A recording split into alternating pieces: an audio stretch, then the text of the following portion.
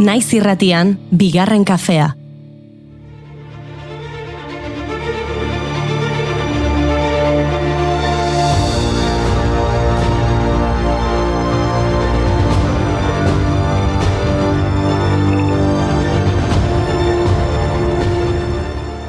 Egun on guztioi eta ongi etorri bigarren kafera. Astelen zaporea hartzen diot gaurko egunari.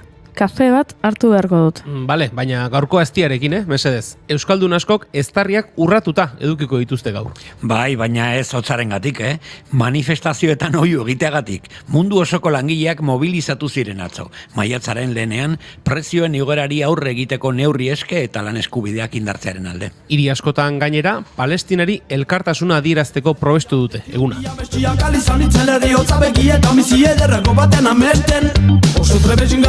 Zabatarri nundan, zubeterik izan zailzia Leki unia mestiak alizan ditzen herriotza begie eta mizie derrako baten amenten Goizonta Palestinako herri txiki batetan hau batzitzen delarik bere ama besuetan Mende hontako handiak irratzatzen meio piantzen batarna salerretege hela betia Ondeskatzi txogintzazi zurean aia doletan nula nahidik izatea horta egizia Hostian ikioetik komprentiko sekulan Nula pitozu medokatzen dien kontzetzea unian Baina pasada maiatzeko lehen eguna eta lanera itzuli behar. Beraz, ohiko moduan, efemeridekin ekingo diogu saioari. A ber, nor jaio zen gaurko egunen? Adibidez, Inigo Kabakas, Manuel eta Josefinaren seme bakarra. Musika, surf eta futbolzale amorratua. Eta nola ez, Athletic Club de Futbol taldearen jarraitzaia. Ertzaintzaren pilotakada batez hiltzen 2012an, Atletiken eta Schalke 04 futbol taldeek jokatu zuten partida baten ostean. 12 urte pasa dira bai, baina Kabakas auzia beti presente edukiko dugu. Poliziaren gehiegikeriazko esku hartze baten adibide nagusia baita. Istripu bat zela esatea gezurrak artizituzten astiro beraien helburua baliz bezala aztea eta isiltzea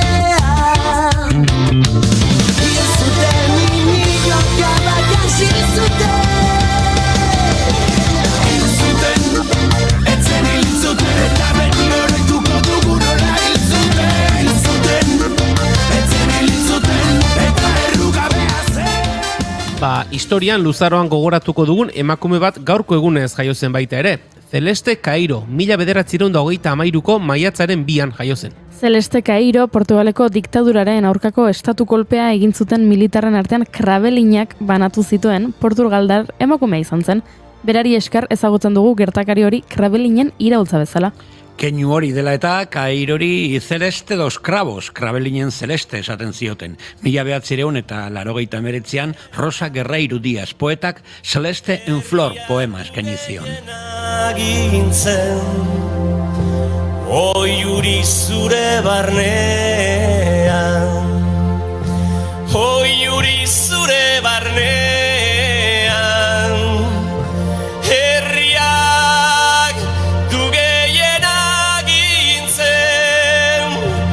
elkartasunaren lurrean, gandola herriska beltzara.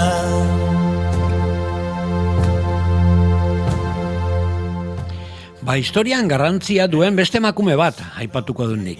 Gaurko egunez, 1989an, Mireia Moscoso, Panamako lehenengo emakume presidentea bilakatu baitzen. Ordutik, ez dute beste emakume presidenterik izan Panaman.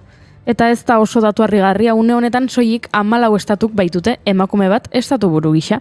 Barbadosen Sandra Mason, Bosnia eta Herzegovinan Zelika Zibianovic, Etiopiako Salewok Zeude, Georgiako Salome Zurababishpi, Greziako Katerina Sakeiarapoulou, Irish Xiomara Castro Hondurasen, Draupadi Murmu Indian, Josa Osmani Kosovon, Dina Boluarte Perun, Maia Sandu Moldovan, Zuzana Estrapakova Eslovakian, Natasha Pirk Eslovenian, Christine Kangalu Trinidad eta Tobagon, eta azkenik Samia Hassan Tanzanian. Badakizue, nor izan zen historiako lehena? 1960ko uztailaren 21 Sirima Bandaranaike demokratikoki gobernuburu hautatu zuten lehen emakumea izan zen. Zeilanen gertatu zen, gaur egungo Sri Lankan. Pentsatzen dozu moduan zerteko seguruan emakumean nahi duten egiteko ta izateko. Oztopoak bidean, itxaropena gotzen, beldurra gorputzian, sentitzen dutena ezatera. Eroso sentitzen naiz, sexy ere bai. Jo, Julen, Zeilan aipatu duzu da ni gustora joango nitzake, orain bertan Sri Lankara, egun batzuk igarotzera. Ba, tira Goiuri, orain eurisasoia da, ez dakita proposena. Ja. Bueno, tira hemen ere ez da giro, Ikusi dituzue, Aralarko irudiak? Bai. Elurra mara, Aralarko santutegitik gertu. Negu bete-betean gaudela dirudi. Hala ere, gaur giro lasaiagoa izango dugu, atzokoarekin alderatuta, baina zaparrada batzuk ere egin ditzake oraindik. Bai, eta bihar giro nahiko atsegina izango dugun, eta eguna giro eguzkitsuarekin hasiko dugu. Pentsa, temperatura beroenak 18-20 gradu artera irits daitezke, batez ere iparraldean, baina larumatean berriro euria. Ba hori, beste asteburu euritxo bat. Agizu eze, ni banoala Sri Lankara. Nire bai. Gogoratzen du nola egon nintzen kalean, zure esperoan lehen aldia izango baliz bezala, eta ostoak jauzi ziren euri artean, eta ostoak jauzi ziren euri artean. Maitasun pizka bat baino enean behar bezarkadak, enengoela bakarri jakin nahi neban, zure ondoan, baina jendea aurrera eta atzera, eta ostoak jauzi ziren euri artean. Orduan banoa? Ez, zu hemen geratu. Hemen geratu zure beharra badugu eta. Oraindik esate baterako ez dugu efemerideekin amaitu. Adibidez, gaurko egunez 2001ean marihuanaren askapenaren aldeko mugimendua hasi zen eta kalamuaren askapenaren aldeko mundu eguna sustatu zen. Kalamuarena ez dakit, baina gaur atunaren mundu eguna da. Munduko herrialde asko elikadurako, garapen ekonomikorako, enplegurako, kulturarako eta isielderako atunaren mende daude. Gaur egun, 96 herrialdek dute atunari eskainitako arrantza sektorea, mundu osoko ozeanoetan arrantzaten duten milaka itxasontzirekin. Marihuana eta atuna, haze kombinazioa. Bagizu ezer, ez dela lehen aldia. Ze pasaden urtean, Guardia Zibilak hainbat pertsona atxilotu zituen atun latetan marihuana sartzeagatik, atun lata gustu, marihuana sartu, eta horrela trafikatzeagatik. Beraz, atuna eta marihuana betirako lotuta.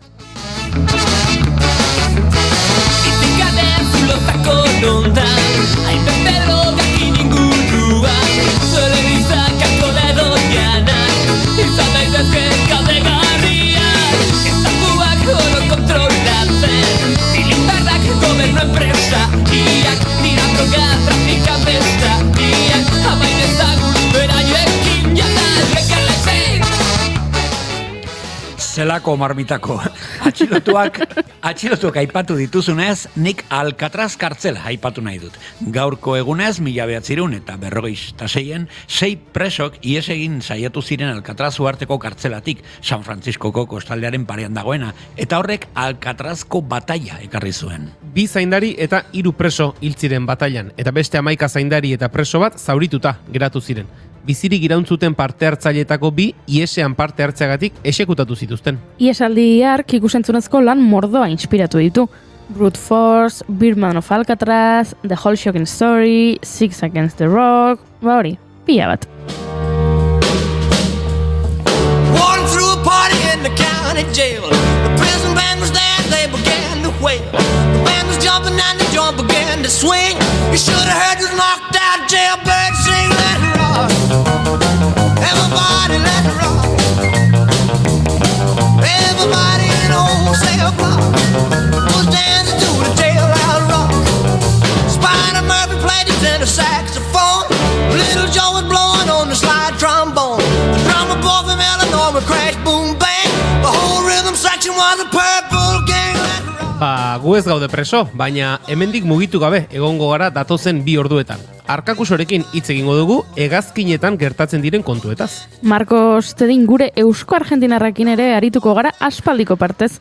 Uste dut izena eman duela dagoeneko gure piragua planerako, Eta Iraiz Lizarraga eta Marta Agirrezabala etorriko dira, itzaliko bagina ikuskizuna estrenatuko dutela laizter. Eta Maria Telo ezagutuko dugu. Gaurko egunez promulgatu zen 14/75 legea Espainian emakumeen egoera juridikoa aldatu zuena. Eta Maria Telok garrantzia berezia izan zuen lege horren sustapenean. Bueno, eta kontu gehiago. Ba horixe, maiatzak bi dituela, astelen zaporea duela egun honek, baina gaur osteguna dela. Ongi etorri guztioi bigarren kafera.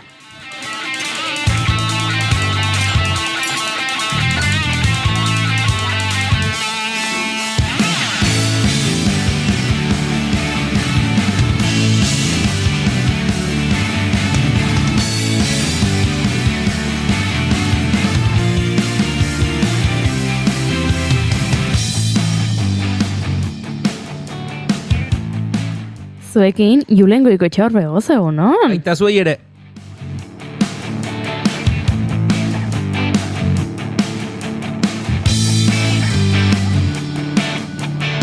Eta zuekin, Mai Gorostiaga pozo egun, no? Egunon guztioi, gora Mai atza.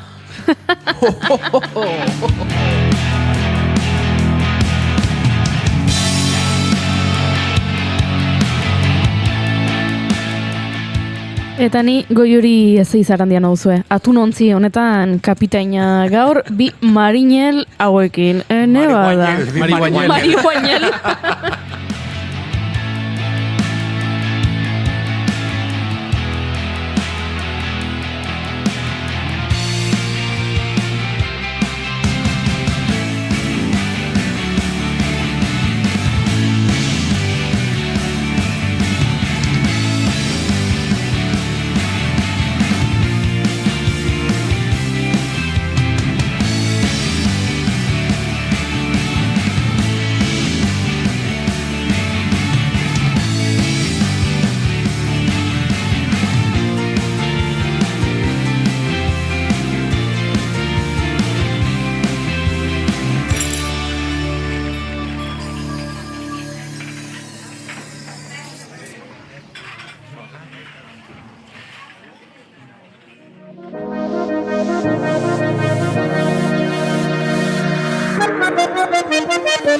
Konpromiso ezaren ideala, ez da beti erreala, nork erakutsi dizu ala, badala, bai, orgasmo zazala, asetzeri den bezala, hitzez ere. Esan bezala ongi etorriko zioi bigarren kafera, hau bigarren kafearen 772 saioa da, maiatzak bi ditu, goizak 10 eta 19 eta 19 segundu, beraz guk efemerideak aipatu ditugu, gaurko egunez gertatuteko aipatu ditugu, eta orain ofizialki Sri Lankatik saioa hasteko prest gaude. Egia zaintza denez zalantzan eta plazerean, pizza da baldintza, aioi harreman batean, ez duzu lekurik nire idean.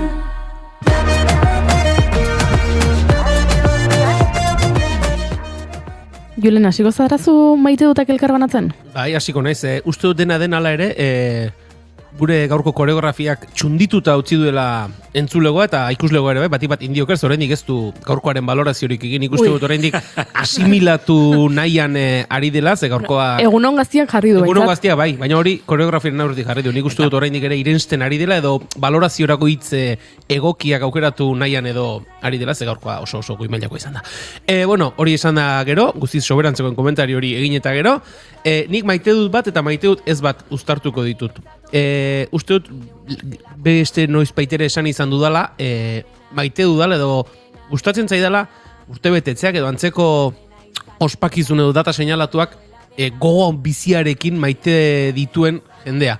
Ni nero ni ez naiz, ospatzeakoa, gehiagik ospatzekoa, baina gustatzen zait beste jendea, beste pertsonek horiek gogo biziz ospatzen dituztenean eta festak eta egiten dituztenean, ze asko gozatzen dute bai egiten duten ospakizun hori egiten, eta kontua da lagun batek laster 50 urte beteko dituela, eta beti izan da ospatzearen aldekoa, eta are gehiago. Zenbaki potoloa da. Zenbaki potoloa, zenbaki borobila den honetan, ospakizun bat egiteko asmoa du, ospakizun berezi bat, eta uste dut ari dela, ez dakit, herri erdia edo gehiago gonbidatzen ospakizun horretara, eta maite du, ze horren atzean, horren bueltan, berak antolatu nahi duen balizko festa horren bueltan, gonbidatuen artean ere ari dira, gauza ezberdinak antolatzen, eta oso itxura polita hartzen ari da, eta hori maite dut, baina festa horren bueltan, uste dut, pertsona ezagun bat, celebrity modura edo izendatu dezakegun pertsona batek zorion bideo bat bidaliko diola. Badakizu zertazaren izango iruzik, nik baldin badakizu jakin dezakezu. Pertsonaia famatu batek bideo bat bidaliko diola. Ez dizut gezurrik esango, hau kontatu izan bazenu duela 5 egun, pertsona bat etorriko litzaidake burura, baina orain Bat baino gehiago?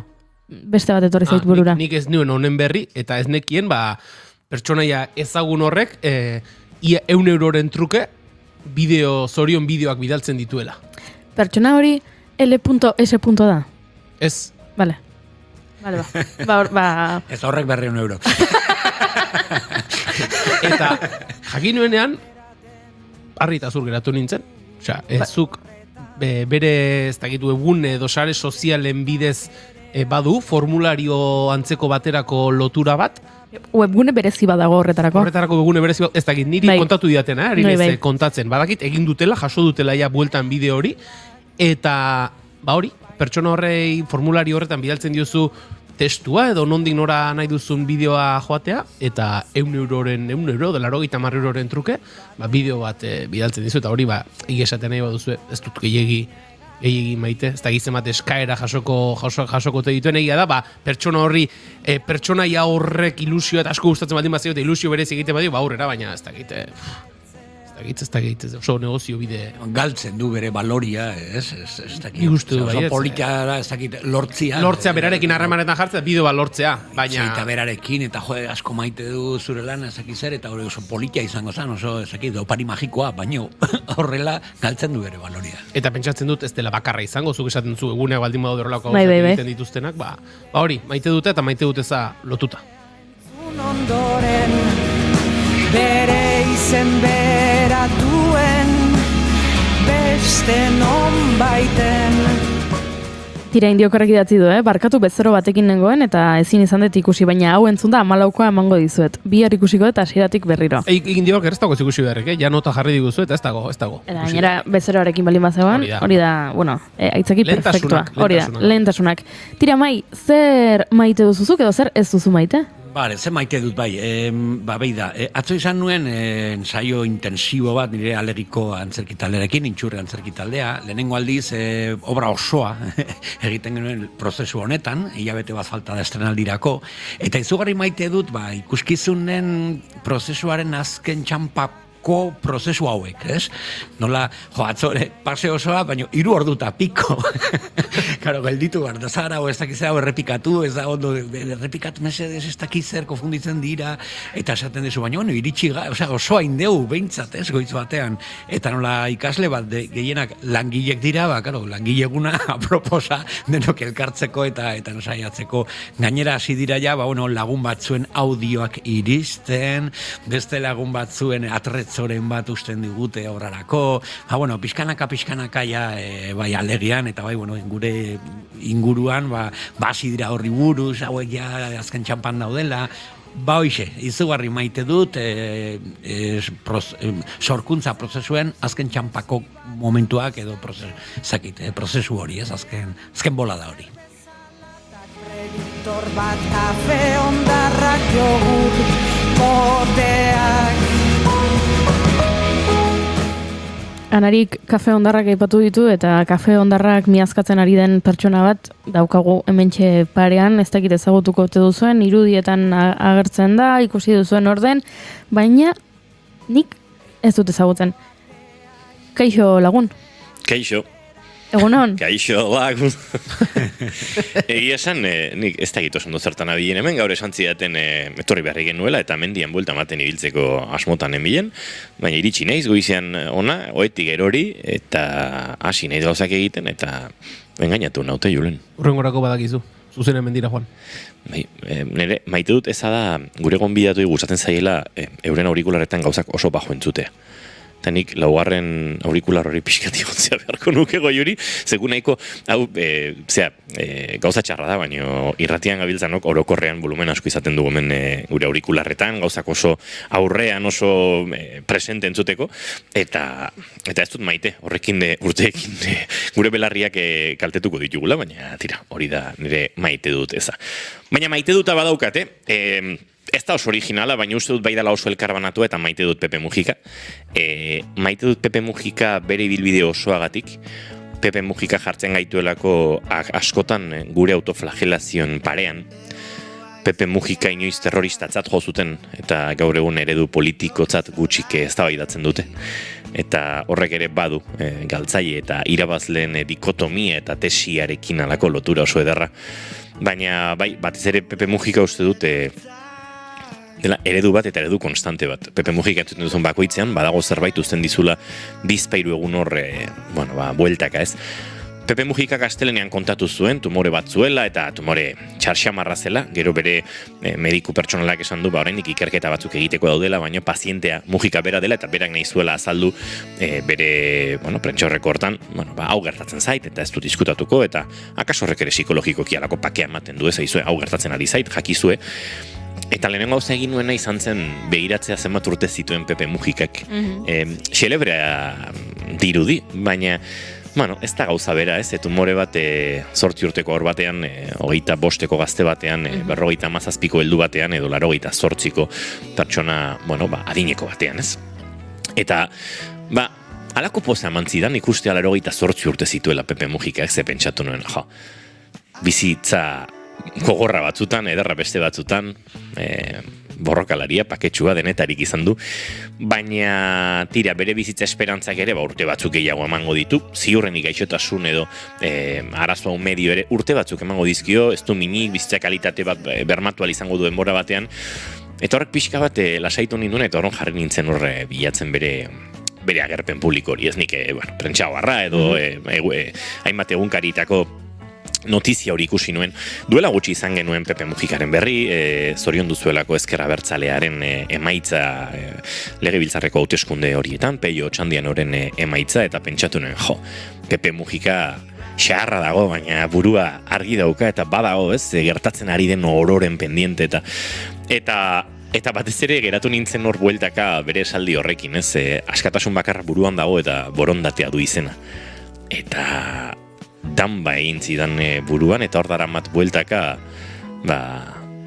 egun hauetan, eta hori dan ere maite duta ez, Pepe Mujikari begira, jarri naizen bakoitzean, utzi duela, ez dakit beste garai batzutan galeanorekin gertatu izan zaidan bezala, esaldi bat hor kateatuta bueltaka, eta ederra iruditzen zait, urte batzutan hilko den Mujika, izan tumoreagatik edo bizitza esperantzak ere alaxe beharko duelako, oraindik ere alako ikasgaitxoak, alako egoera ederrak ustea, eta tira, hortik aratago, maite dut pentsatzea, tumore horrek ez diola kaltea ondiegirik egingo, eta behintzat dagozkion edo zegozkion bizitza urte ekstrako oieke gozatu izango dituela, uste dute askorentzat oso erreferente den politikari eta aktivista honek.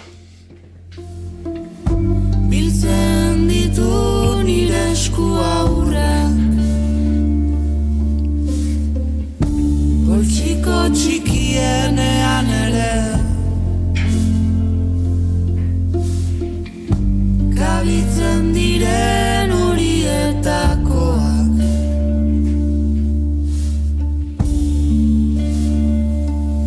Mai gainean utzita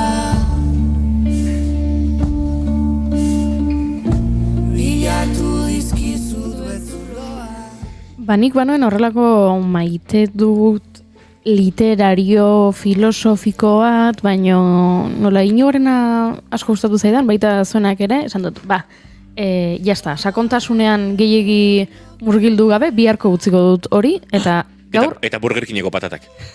Nola? Zure maite duta Burger Kingeko patatak izango ote diren. Ez zaizkit bereziki gustatzen. Ez, bueno, segit. Horregatik baina azaleko zerbait ola pixkat. Zela kenduta patatak? Bi motatako daude, Bai. zuritu eta frigitutakoak, eta azala utzita hola pixkat gajo modua zerbitzatzen direnak. Eta atzo, goiuriri nahi zituenak norbaitek lapurtu egin omen zizkion. Bueno, gauza asko lapurtu zizkidaten atzo. Egun hauetan gauza asko lapurtu dizkidate. Bai, baina tira, ez ditut patatak aipatu nahi, baina ziur naiz nire maite dutaren protagonistari patata gustatzen zaizkiola. Ze aitortu behar dizuet gauza bat. Zerbait arraroa gertatuta egun hauetan nire herrian, Tolosan. Jendea aztoratuta dago. Jendea oso aztoratuta dago Instagrameko post batengatik. Abeslari, artista, pertsonaia batek jarri duelako bere Instagramen kontzertu bat eskaini behar duela Tolosan. Eta jende egin da aztoratu. Pertsona hori Letizia Sabater delako. Letizia Sabaterrek jarri duzuen Instagramen kontzertu eskaini behar zuela Tolosan. Ni ez nintzen jakitun, ez nuen honen berririk, berak Instagramen kontatu zuen arte. Eta antxe jarri zuen, ez, urrengo hilabetetarako bere egitaragoa, hainbat kontzertu eskaini behar ditu. Eta horien artean, Tolosakoak baino gehiago atentzio eman zidan beste batek. Dala, uztailaren 6ean, Azpeitin ezkontza batean abestu behar duela. Eta hori iragarri egiten du? Hori ere iragarri egiten du. Ondo. Ezin duzu joan, ezkontza bada, hori festa pribatu bada, baina bueno, berak bada ezpada ere hor jarri egin du. Eta iruditu zait, bila, niri Letizia Sabater ez zait gustatzen, ez zait bere musika gustatzen, ez zait gustatzen berak orain hartu duen jarrera eta, bueno, bere diskurso hori.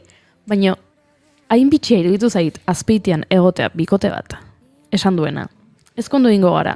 Eta ohiko DJ bat, edo horrela ezakit, banda klasiko bat kontratatu beharrean, Letizia Sabater ekarriko dugu,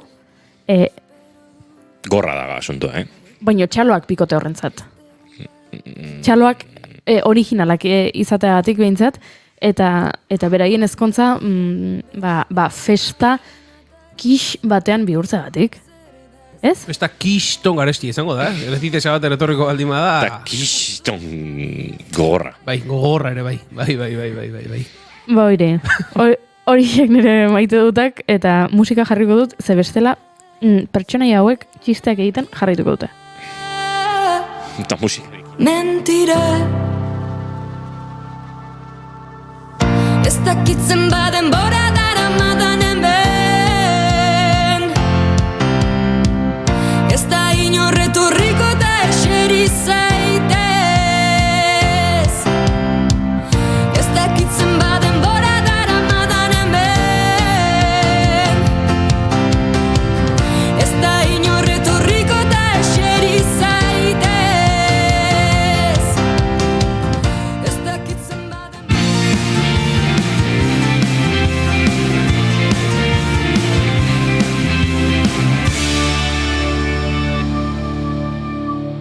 Bigarrenak ez direlako beti okerragoak. Bigarren kafea.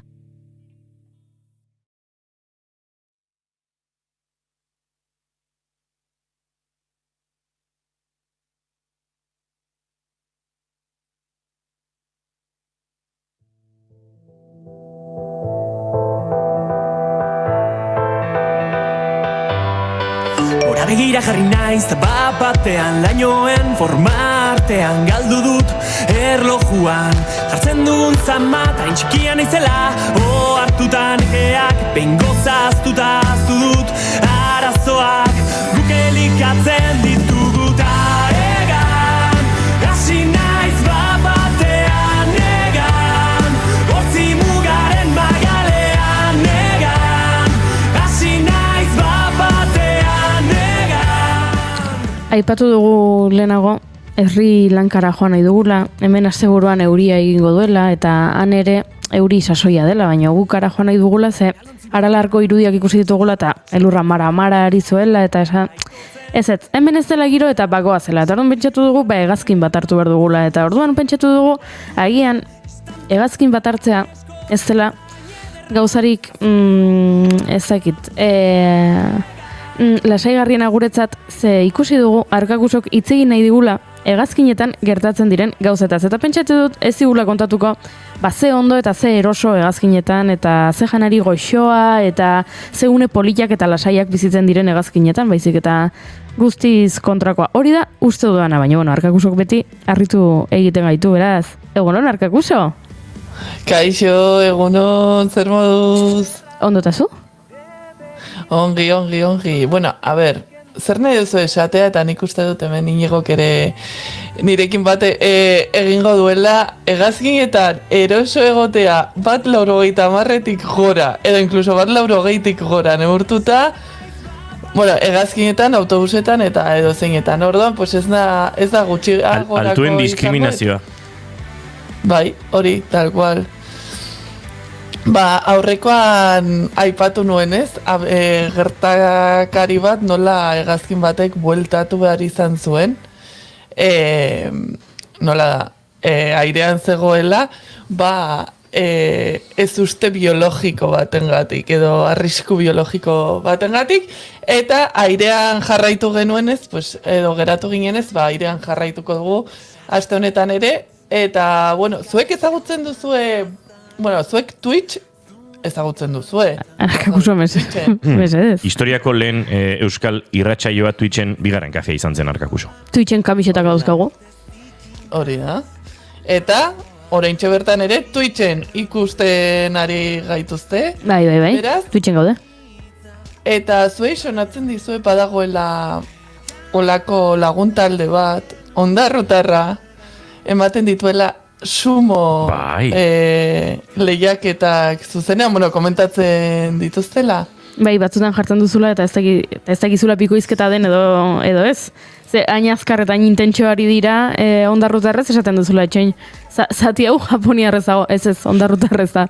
Bai, ezagutzen dugu, nik aitortu behar dut, ezagutu nuela gure kolaboratzegi izan zen Maia Beitiak erakutsi zigulako. Berak erakutsita, deskubritu genuen sumo borrokaren zale sutsuak daudela Euskal Herrian. Gero ez dakit, begiratu beharko dugu eazen bat federatu dauden sumon hementxe Euskal Herrian, ez dut uste asko izango direnik, baina... Egongo dira? Agian baten bat egongo da. Begiratuko dugu. Bueno, zaleak badaude behintzat. Bai, eta ez gara ondarrura joango, baizik eta hartuko dugu sumoaren gaia izpideze, imaginatu, bazoa zela hegazkinean eta bapatean agertzen dira olako sumo jokalari edo lehiakide talde handi bat, eta zer gertatzen da? Zer gertatzen? Sobrepesoa zehola, eta orduan, ze kirolari hauek mediaz 120 kiloko pixoa dute, orduan talde izugarri bat, txapelketa batera doana, pues azkenean zer egin barri izan zuen hegazkin konpainiak beste hegazkin bat jarri. Txaron. Sumo borrokalari talde batek bideietu egin behar zuen demagun, lehiaketa batera joan behar zutela, txapelketa batera joan behar zutela. Eta hegazkinera igo ziren, eta hegazkinean esan zuten arazoak dauzkagu pixuarekin? Bai, badakizue maletena ere eta hori askotan ere dela pixuaren gatik. Azkenean hegazkinak eraman behar dute nola da, gasolina edo kombustibleaina bidai osoa egiteko eta pixka bat gehiago. Eta horrek ere baduela pixua. Orduan gertatzen zen jokalari horiek sartuta zeon pixua ezin zela sartu behar beste gasolina. Bida, albiste hau, pena ematen dit, pentsatzen dut, ez da egitetzela dena izango erosoa, beste hegazkina etorri arte, itxaroten egon beharko zuten ziurrenik, eta, rollo bada hori. Baina askotan entzun diot jendeari, horrela, kexatzen, orokorrean pixkat horrela, azalakiriaz, Zea, ezke, niri maletak 5 kilo gehiago kopixua du, eta ez diate uzten sartzen, eta gizon hori ze, silodilodia dago, eta nik 50 kilo pixatzen ditut soilik, eta nik orduan merezi dut maletan eramatea gizon horrek baino 5 kilo arropa gehiago. Eta ez zait iniz gustatu diskurso hori, ze pixka bat iruditzen zait lodifobiatik egiten dela batzutan, eta... Pixka bat ez guztiz. Bale, bai, eskerrik asko Arkakusa, ez nintzen ausartzen, esatera. Beste batzutan horrela oso, bai, ez zait gustatzen, eta bida, hemen adibide bat, begira, gertatzen dira horrelakoak ere. Nik ere, pentsatzen ari nahi bai, ezakit pilotok eta personal de vuelok ere muga dauzkate pisuarekin edo baldintzatuta dagoela. Hori bai diskriminatio, ez dakit, alde hortatik foko hor jarrita bai, lodifobiko totale bai. Bueno, hor sargaitezke, agian ez, ze orduak eta orduak eman genitzake, baina nola, emakumezko azafatei gona eramatearena, Espainiak gorriz margotuta eramatearena, ia ez dakit nola, nik ikusi ditut bideo asko emakumeak ez dakit YouTube plataforman eta kontatzen zer egin behar izan nuen Qatar Airwayseko azafata izateko eta kontatzen dituzten gauzak ikusten da ez hor ere genero arrakala badagoela hor ere bai totalmente baina bueno esan Arkakusa ez egingo nuen salto urrengo albistera baina jarri musika venga Handago buztanikara Ai, bera erortzen bada Ines Osinaga eta Etxeren Egan entzuten ari gara osa proposa delako gaiarekin eta esan dute erortzen bada, espero dut urrengo albistea ez izatea egazkin bat erori dela, baina kontatu Iruñe. Erori ez, baina demagun erosten dituzula zure bileteak eta joaten zara ja imprimitzera edo emailean dituzula eta bapatean Googleek automatikoki itzultzen dizkizu.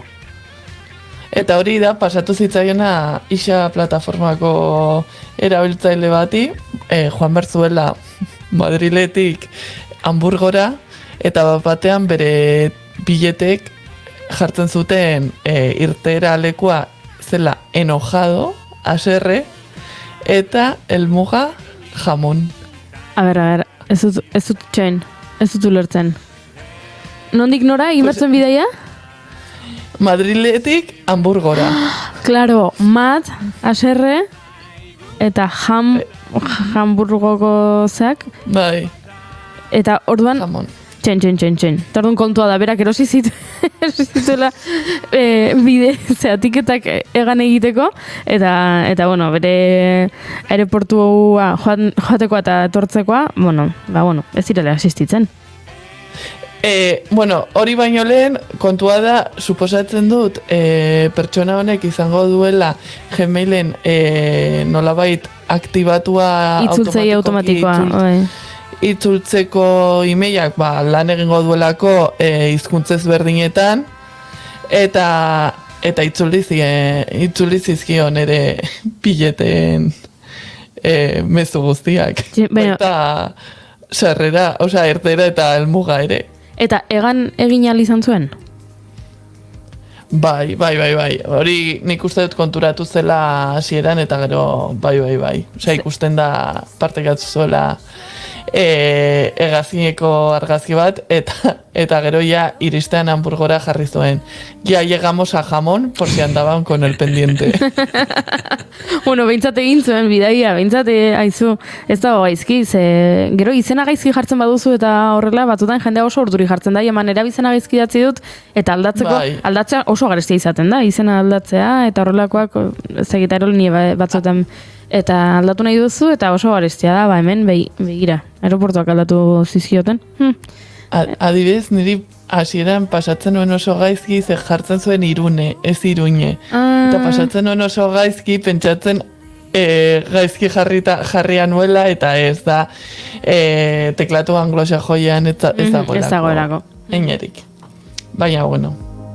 Eta...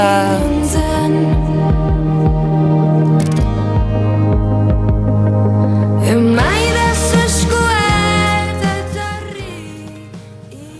Eta aurrekoan, zertaz hitz egin genuen, buelta eman behar izan zuela hegazkin batek hegaldi bete-betean, arrisku biologikoaren gatik.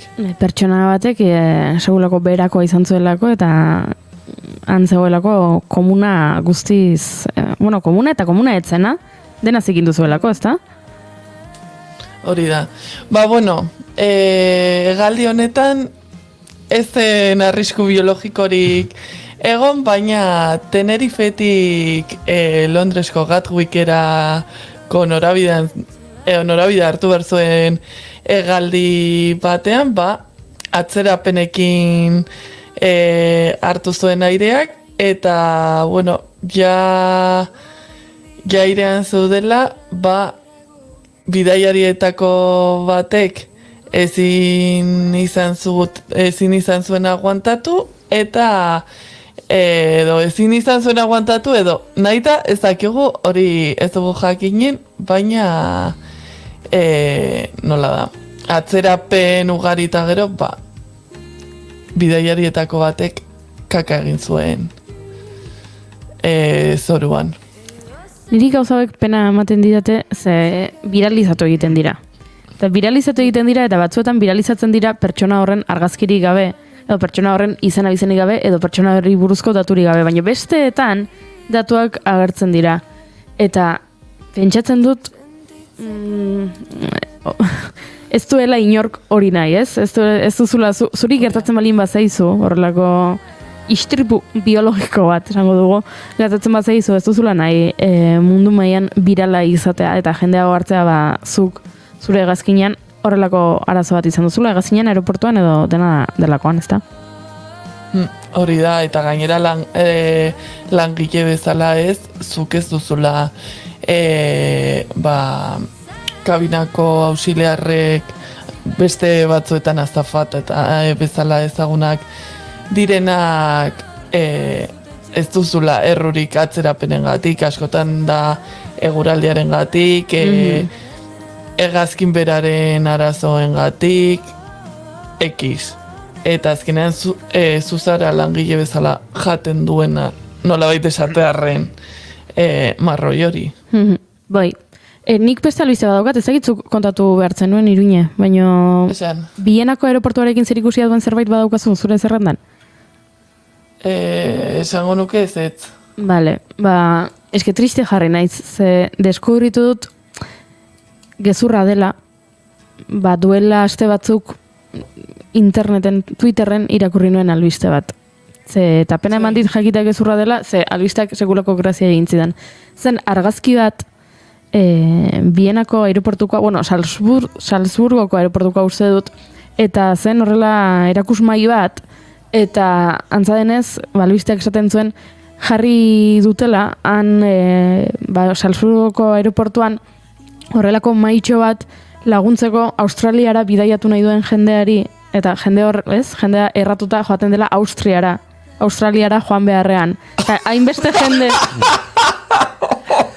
Hainbeste jende nahasten omen da, eta hainbeste jende joaten omen da Australiara joan nahian, jarri behar izan dutela aeroportuan mai bat.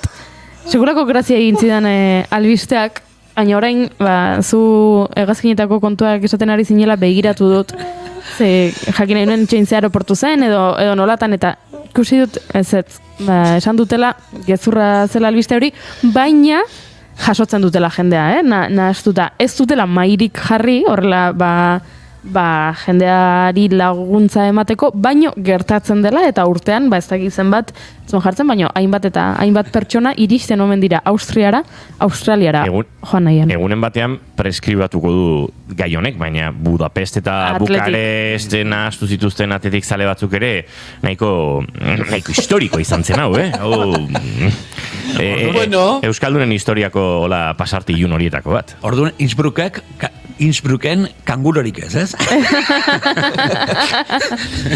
Ni daukatu Oso anekdota hona daukate, bidai batean, Lima Bilbao, bueno, bere zan Lima Miami Bilbo. Eta bueltan, Liman erosi genuen horrelako kainita batzuk, payasos titiritero, erabiltzen zituzten lengüeta hori jartzen duzelagoan, eta imitatzen du igual katua, edo eta orduan pelikula bukatu zanen Atlantiko gainen.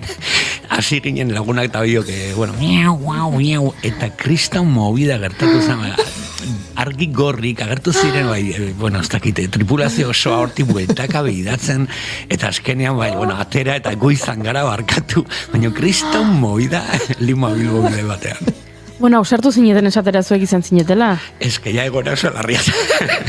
Beste batzuk, ziur naiz, jende asko isili geratuko zela. Gu ez gara izan, hemen ez da ezer gertatu, jarraitu. Bai. Horrelako kontuak Iruñe gertatzen direla, hegazkinetan eta aeroportuetan, horrelako ez beharrak.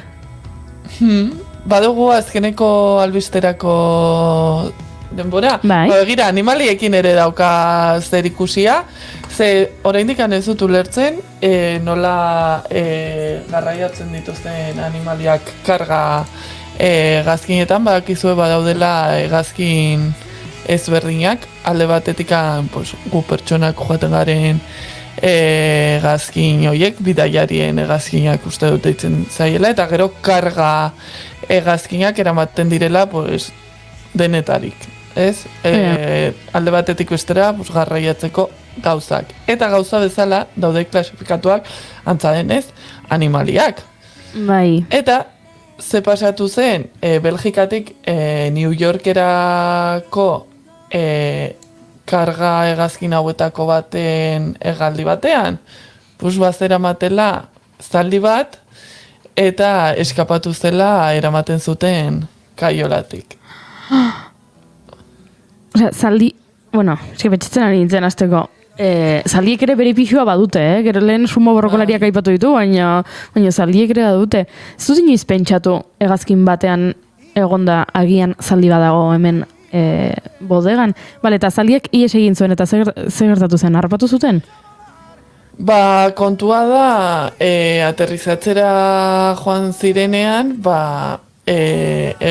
hegazkineko kapitain edo kapitain ordeak esan ziren kontrol torrekoei zer gertatzen ari zitzaien, eta orduan pisuaren kontuaren gatik, ez egotean kontrolatuta olaka kotxen artean,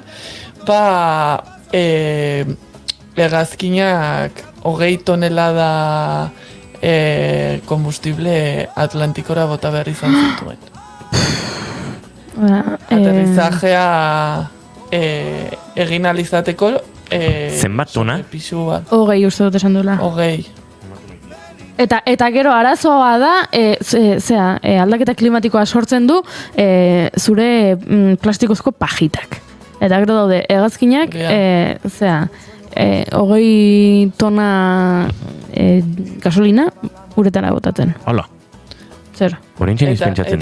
Amestu dut, zuk atzoko egunean esan zen idango juri, gero animaliak hiltzen direla pajitekin? Ez. Amestu egin dut. Eske horintxen esan dezunean, etorri zita ametxaren reflejo hori. Azet gau guztia gauza pilo bat amesten. Eta momentu batean, uste duzu zinela esaten zen idana, eske, pajitekin gero animaliak egiten dira. Hori amestu dut. Zuari zinen pajita bat erabiltzen eta ni herri eta egitera. Ametxen hasi horietako bat, edo osnarketa kolektibo bat zan, ez? Eske pajitak ez dira bilar, zegero animaliak hiltzen dira, edo horrelako zerbait. Oraintxe gogoratu naiz, esan duzunean, hau, déjà vu? Hori ere egia da, baina ulertzen dute, batutan egozten digutela ardura bat, pixketi, ridikulo ere badena. Hori.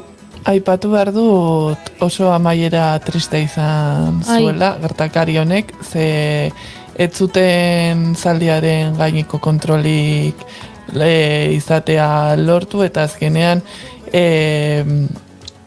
hegaldi osoan zehar eta baita lurreratzean zaldiak izandako zauriengatik sakrifikatu behar izan zuten. Oi, gaixoa. Jo.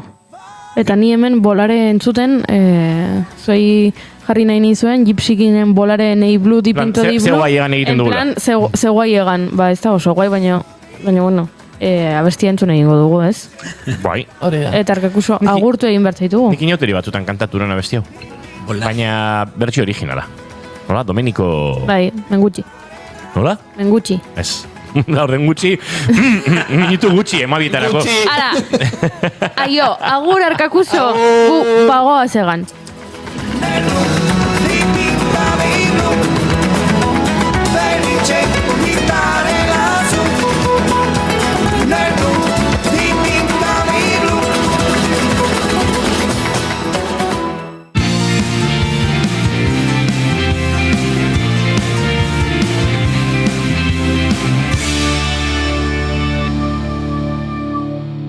Naiz irratian, bigarren kafea.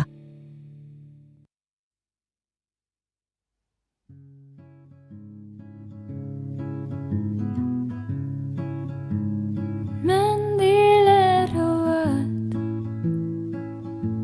zulatuan arrobi batekin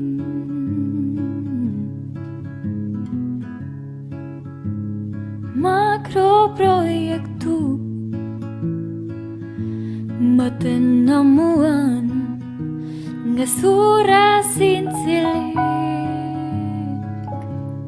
Tira, begiratu dute, Arkakusok aipatu digu sumo borrokalariek arazoak izan zituztela hegazkinean, eta aipatu dugu ea hemen Euskal Herrian sumo borrokalaririk baote den, eta aztertutakoaren arabera, ez da existitzen Euskal Herriko sumo federazioa, ez da existitzen Euskadiko sumo federazioa, antza denez, ez Espainiar estatuan da ez Frantziar estatuan ez daude sumo federazioak. Hemen utxune badago. Eta ikertzen ari nintzela, sekulako grazia egin dit, ze foro batekin egin dut topo. Eta bertan pertsona batek galdetzen zuen. Aizu zergatik Espainian ez dago sumorako iturarik, baino bat ere ez dago ez klubik, ez gimnasiorik, ez federaziorik. Ze gertatzen da? Eta beste pertsona batek erantzun dio. Begiratu alde positiboa, kontu honi, bi arratsalde libre balin badituzu, Espainiako sumo txapeldun bilakatuko zara. Nola ez dagoen, beste inor, bi arratsalde libretan entrenatu, eta listo, lortuko duzu. Así que, Julen Mai, animatuko gara? Ez. Ez? Zaizu gustatzen sumoa? Ez dakit. Baina, ez dago inor, hau ez da... Ja, baina ez dakit.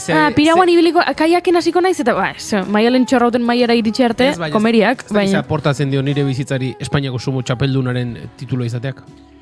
Ni saiatu nintzen, baina gatza botatzean eta hori tekila bat prestatu, no? Eta horre ditu nintzen. Nik gogoan dut, Japonian izan ginenean, iritsi ginen Japoniara, eta aireportura gure bila etorri zen, gero eguneietan gurekin ibiliko zen bertako bat, eta gogoratzen naiz, aireportutik bueltan, korrika bere etxera joan behar izan genuela, zeba zegoen sumo konbate borrokaldi garrantzitsu bat, eta ark ure ikusi nahi zuen, eta orduan gure Japoniarako iritxera izan zen, aireportuan tren hartu, bere etxera joan, eta lehenengo gauza ezer azaldu horretik, antxe telebistaren aurrean, sumo konbate bat ikusten, bera sekulako interesarekin, eta gu elkarri begira, esan ez bezala, zer ari da gertatzen edo zer dau, baina gero kontatu zigune, eta ikusten zen, sumo konbate egiten den leku horretan, armaila guztia sekulako jendetzak, eta ez dagin noizti sarrerak amaituta, eta sekulako ikusmina sortzen du, sekulako interesa, eta gu egon ginen behiak trenari begira goten diren bezala.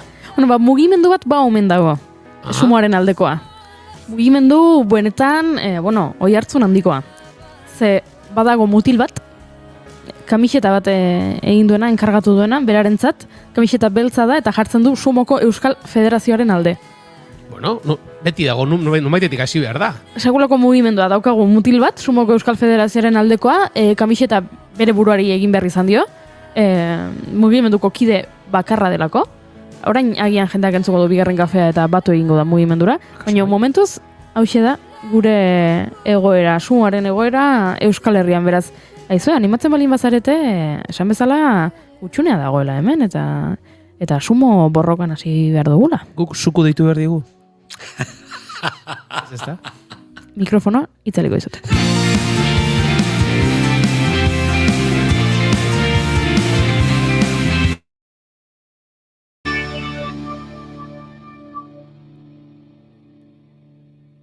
Bigarrenak ez direlako beti okerragoak.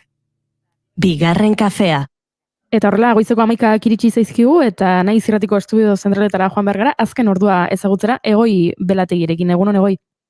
Egunon baita zuei ere, goizeko ordu honetan, kontu ekonomikoak maiatzaren lehenaren ajearekin gatozela, zentzu honetan, ELA sindikatura begira jarri gara, maiatzaren lehenaren biharamunean, naiz irratian, mintzatu zegulako ELako idazkari nagusi Michel Lakuntza. Eta honek, konfrontazioaren aldeko apustuan berretxe eta elkarrizketa maien eduki falta kritikatu du. Zentzu horretan greba tresnak gisa jarri du balioan eta horrez gain ezkerrari eta zehazki EH Bilduri alternatiba erreal bat oposiziotik defenda dezala galdegin dio. Gure ustez gaur egun jakinda ere gobernu horretan egongo direla EJ eta PSE jakinda ere zeintzuk izan diren orain arte egindako politikak, lehengo gai guztiekin lotuta daudenak, guk eskatzen dioguna ezkerrari, eta batez ere EH Bildutaz ari gara da, eredu alternatiboa defendatzea, eta eredu alternatiboa defendatzen da oposizioa eginez, ez? Eta zuzeneko eskaria baita ere ELako idazkari nagusiak Lakuako gobernu berria izango denari. Hurrengo lehendakariari mezu hori bidali genion, ez? Aldaketa bat behar dela, eta batez ere gatazka soziala eta gatazka laborala irekita dagoela, eta irekita dago zerbitzu publikoen bueltan, irekita dago osasunbidearen bueltan, eta irekita dago adibidez zaintza sistema privatizatuaren bueltan, ez? Eta gauza guzti horiek hartuta, bidaltzen dugun mezu hori hoixe da. Hain zuzen ere, Michel Lakuntza gurean eduki ostean, azken datu ekonomikoak nazioartekoak ere jaso ditugula, eta esan behar ekonomia lankidetza eta garapenerako erakundeak ostegun honetan argitaratutako aurreikuspenen seileko txostenak munduko ekonomiaren aurreikuspenak hobetu dituela, nabarmen esan behar, 1,1% hazkundearekin estatu batuak daude hazkundearen buru eta Europa aurreikuspen okerrenak dituztenen artean. Egiari zor, Europako potentzia ekonomiko nagusien datu txarrak dira kontinente osoari eragingo diotenak, Frantziar estatua, Erresuma Batua, Italia eta Alemania ia erabateko geldialdi ekonomikoan daudelako. Gauzak horrela, elgak ekonomia lankidetza eta garapenerako erakundeak onakoa adierazi duela, esandakoa, estatu batuek giatuko dutela hazkundea berriz ere, 2,6 hazkundearekin barne produktu gordinean, baina nabarmengarriak baita ere mendebaldekoak ez diren hainbat. Herrialdek egingo dituzten ekarpenak Indiarentzako 6,6 hazkundea ematen diote 2023ko, Indonesiari 5,1%, Txinari 4,9%, edota Turkiari 3,4%. Hazkundeak jarraituko luke ere, datorren urtean, edo urren urtean hobeto esan da, 2025. Agur esan baino lehen, baita ere aipatzea lase ditugula Euskal Errepideak, eta gauza korrela, konexioa berriz ere bigarren kafeari, gure aldetik eguerdiko 12etan bueltan izango gara informazioaren ariaren bigarren edizioan. Eskerrik asko Egoi Belategi, esan bezala guk aurrera egin behar dugu, kontu kontari edo kantuan edo ez dakit nola, baino aurrera egin behar dugu. Bagoaz.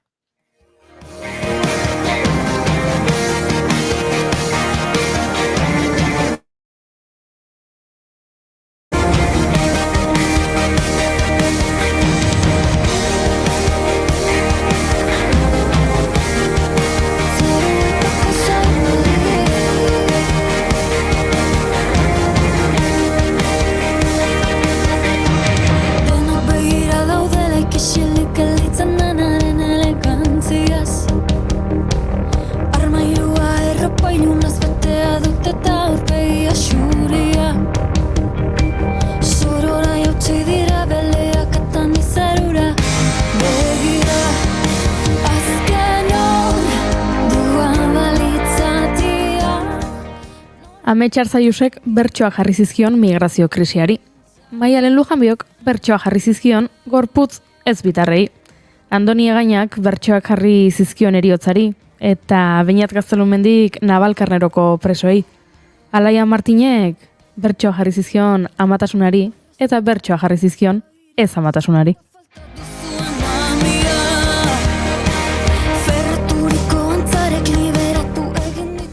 Dena kantatu daiteke bertxotan, dena kontatu daitekelako bertxotan. Baita generoa, osasun mentala, familia nuklearra, meritokrazia, horiek guztiak jorratzen baititu itzaliko baginak bertsoa oinarritzat duen antzerki ikuskizunak. Hala ere, bertsoa munduan kokatuta dago bai, baina ez du bertsoa hitz egiten.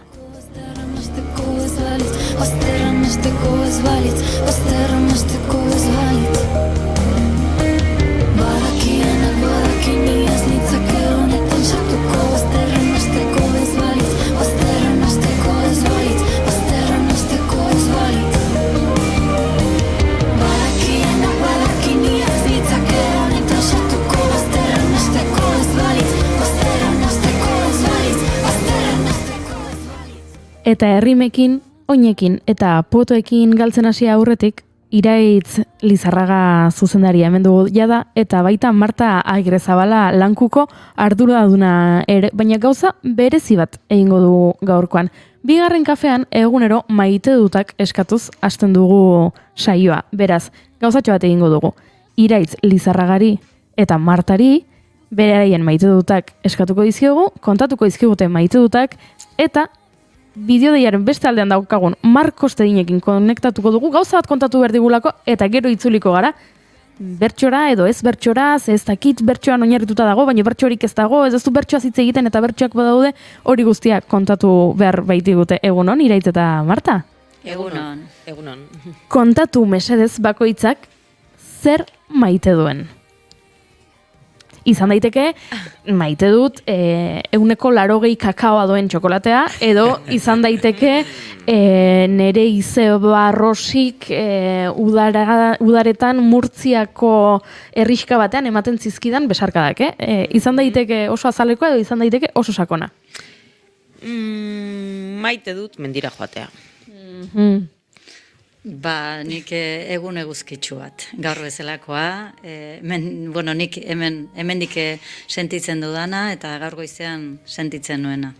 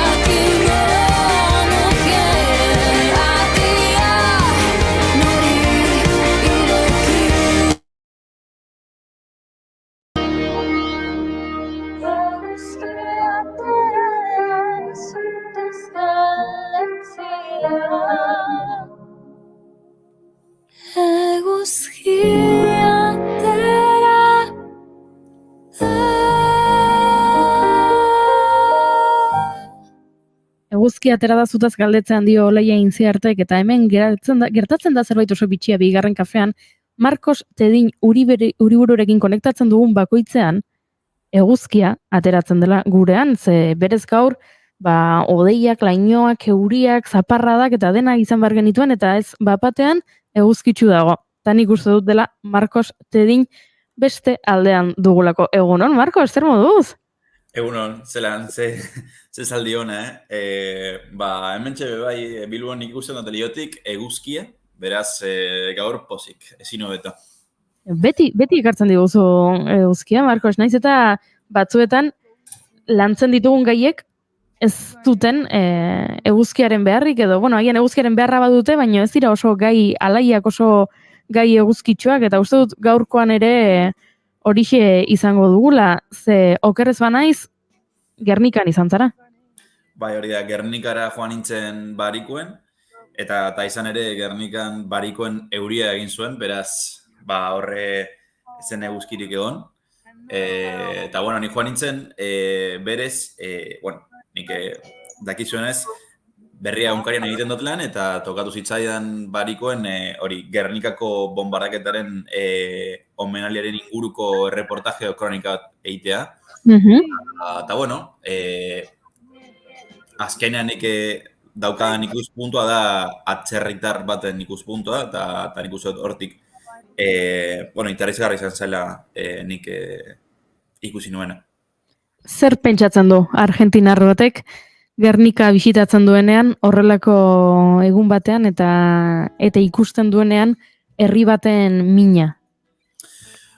Nik Gernikan egonda nintzen, eta noski ezagutzen dut Gernikako historia, badakit hor zer gertatu zen, eta badakit zen olako garrantzia duen euskaldunontzat, hala ere, hori da, interneten irakurri nuena edo liburu batean irakurri nuena. Ez da, nik ez dut bizi eta bueno, baina, en fin, hor egonda eta Gernikako jendearekin berbain eta gero, bai da ikuspuntua erabat aldatzen da, eta nik uste dut hor barikuen nik gehien baloratu nuena, izan zen, memoria lantzeko edo memoria izateko ariketa hori, eza. Naiz eta orain dela ia, egun urte, 87 urte pasatu dira. Nik uste dut nahiko fresko dauela, dana, eta nik uste dut hori da egin behar dan zeo zer eza, mantendu behar da memoria, eta nik uste dut belaunaldi historia igaroin da, eta bueno, hori oso polita iruditzen zait, naiz eta historia oso gorra izan. Tia, bizirik dago oso presente daukaten, naiz eta 87 urte pasa, horretarako sekulako lana egiten dutelako, memoria ariketa kolektibo izugarria da, eta nik esango nuke baditut Gernikako lagunak, eta txikitatik bai oso presente dagoen gai bat da, ze herri gisa ez, uste dut erabaki zela uneren batean, hartu zela erabaki bat, hau ez aztekoa eta hau mantentzekoa, eta izan duela 2 urte edo izan 87 edo izango dira 150 urte barru ere egiten dela ariketa bat. Han ikusi zenuen jendearen artean, pentsatzen dut adin guztietako jendea egongo zela, Marcos? Bai, araz izan zen. Izan ere, bai, 5 urteko umeak eta 90 urteko pertsonak, bai. Eta danak, hori, momentua partekatzen. Hori oso polita iruditu zitzaian. Eta ikusten dut zelan barneratzen duten umeek hori historia naiz eta agian ez ulertu, ze haien horretan evidentemente ez dute ulertuko dana, baina nik uste dut batzutan ez duzu ulertu behar zehazki zer gertatu zen, baizik eta sentitzen ari zarena, zure inguruan dauena, eta nik uste dut, bai, ni barikoen egon nintzen omenaldi batean, gero beste sariketan, eta gero egon nintzen babesleku batean hor zirenak jo zituzelako, eta babeslekuan azkenean nik uste dut hor ez duzu ulertu behar, sentitzen duzu gertatzen ari dena, eta naiz eta 5 urte izan, edo 90 urte izan, nik uste dut gauza bera izango da, ze oso momentu unkigarri izan zen, nik uste dut,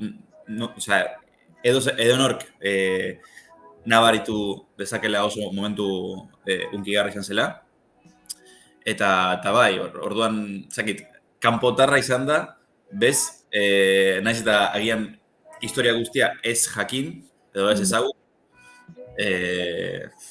sentitu nuena, bai, ikaragarri izan zen, eta horregatik nik uste dut, zentzu horretan, eredu bat direla hori da, egin behar duen, herri batek egin behar duen ariketa bat.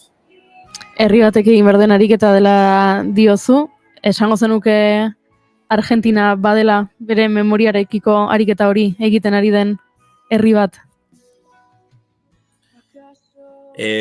Batzutan bai, batzutan ez. Nik uste dut gaur tamalez egin genuen edo egin dugun ariketa hori eztabaidatzen ari da, tamalez berriro ere, eta hori, nik uste dut horrek erakusten du ariketa hori beti egin behar dela, naiz eta nekagarria izan, beti egin behar dela, ze bestela besteek egingo dute, edo eramango dute, beste alde batera, orduan. Nik uste dut, Gernikan egiten da urtero eta badeko arrazoi bat, urtero egiten dute, besteek ez hartzeko, dinot, besteek ez idazteko beste historia bat. Orduan, Argentinan nik uste dut zentzu batean erlaxatu egin gara, edo nola, esate baterako, polemikoa da, baina bai, orduan gaur nik uste dut hori zabeatzen hori dela, eztabeatu behar ez den zeo zer. Ezen eskubideren alde arraun egiteko Ekatu beharko gara laizter Ezagutzen dut leku sekretu bat Omenaldia eta sariak aipatu dituzu, Argentina ere aipatu dugu, baina uste dut Palestina ere aipatu beharra dago, ez da, Marcos? Bai, noski nik uste dut une oro bai da gogoratu behar dugun zeo zer. Izan ere, babeslekuan Gernikan egon ziren alde batetik Niaute Lorrieta, eta bezaletik Ikrame Benziane, dela, neska palestinar bat. Gernikan Gernikan berez dauz bi leku zirenak jotzeko, bata da Merkurio eta bestea da Aztrako babeslekua. Nigo nintzen hor babeslekuan, eta hor babesleku hori kudeatzen du Lobek elkartea. Horrek dira Gernikako bombaraketan egon zirenen hilobak. Eta zelan da, eurek erabakitzen dute, nork joko du zirena.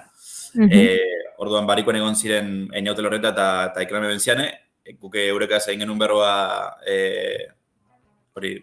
zirena jota gero, eta azkenean berak esan zuena, Ikramek esan zuena zan, hori, Gernikan gertatzen ari dena, egunero ez bakarrik Gazan, baizik eta, ez bakarrik hiri batean edo herri baten, baizik eta herrialde osoan, eta hori jakitea, orain, hitz egiten dugun bitartean, hori gertatzen ari dela, oso gorra da, eta nik uste dut, zirenak jo zutenean, hori izan zen askoren burutik pasatu zena, pentsatzea hor, hemen bizi izan zena orain dela 87 urte, hor bizi zen ari dira orain egunero.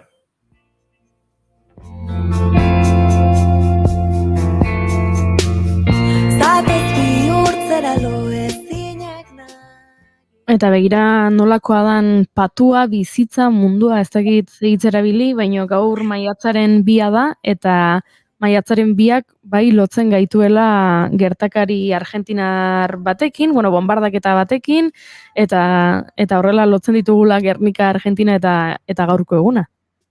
Bai hori da, azkenean orain dela 52 urte, izan zen Malvinetako gerra, eta Malvinetan hil ziren gutxi gora bera 600 argentinar, eta 300 hil ziren egun berean, ze Erresuma Batuak bombardeatu zuen misil bat jozion Argentinako itxasontzi bati, esklusio eremuan zegoela. Crucero General Belgrano deitzen da, eta agindua eman zuen Margaret Thatcherrek, Erresuma Batuko primer ministroa. Eta nik uste dut, hori, evidentemente oso polemikoa da, eta Argentinan da gogoratzeko data bat, baina gure presidenteak gogoratzen ez duena, ze Mileik esan zuen hautatua izan baino lehen, bere ideoloetako bat zan Margaret Thatcher. Orduan, hori da, nik uste dut, respetu falta bat, ze azkenean garai hartan hil ziren argentinar guztiak, hil ziren arrazoi injusta batengatik. Bidezkoa ez zen eraso batengatik, eta hori gogoratu behar da, Argentina ez da gerra askorik egon, bakarrik bat, eta bebai aipatu behar da, eta gogoa, mantendu behar da, zer gertatu zen, nolako izan zen, eta hilakoen memoria errespetatu behar da, eta hori da, agian gaur egun gobernuan direnek, gobernuan dauzenek, egiten ez zuten gure memoria errespetatu, orduan, hemen nago memoria ariketa txiki bat egiten, hori egin behar da une oro eta leku guztietan, eta hau da nire tokia hori egiten.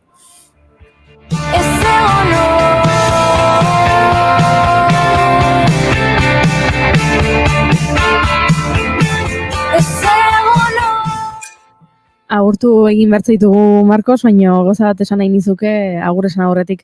Esan duzu memoriarik eta txiki bat egiten ari zarela hemen gaur bigarren kafean, ez da existitzen memoriarik eta txikirik, memoriarik eta guztiak dira handiak ala beharrez, beraz, eskerrik asko eta hitz egiten jarraituko dugu eta piraguan ikusiko dugu elkar, ez da? Bai, ojalá. Eta bai, egia da oso polita izan dira minutu hauek hori memoria lantzeko. Eta bueno, izan da dei bat, eza, guztiok memoria lantzen jarraitzeko. Eskerrik asko, Marcos, urrena arte, agur!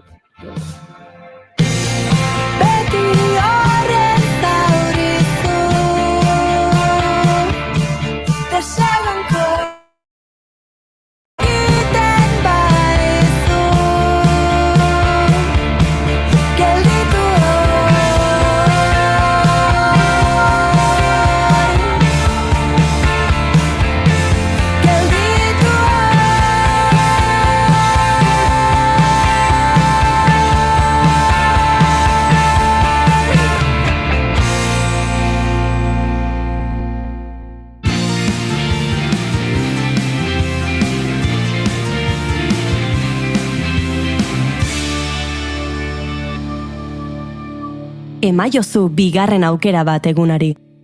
Naiz irratian, bigarren kafea.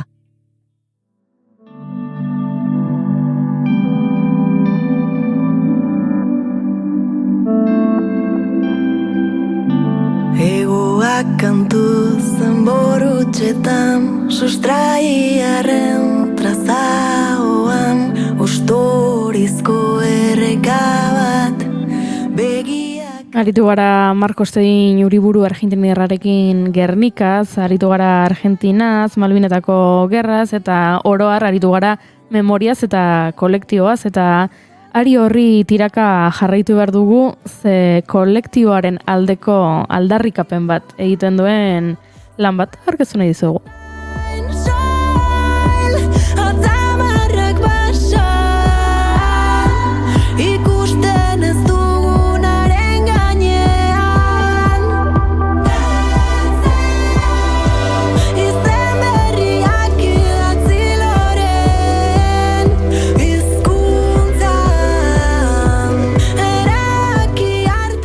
Eta lan bat izango dugu oinarri, baina beste hainbat lan ere jorratuko ditugu, ze haze sorkuntza lanak ekarri dizkiguten gure urrengo gonbidatuek, baina hasi esan bezala itzaliko baginarekin hasiko gara, Iraitz Lizarraga eta Marta Agirre Zabalarekin.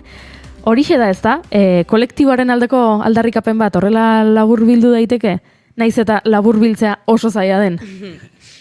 Bai, zuk esan duzu, labur biltzea oso zaila da, ze gauza asko esaten dira, obra hontan, baina, labur bilduz, bai, esan daiteke, hori, kolektiboaren aldeko aldarrikapen batero edo badela, ez? Bai.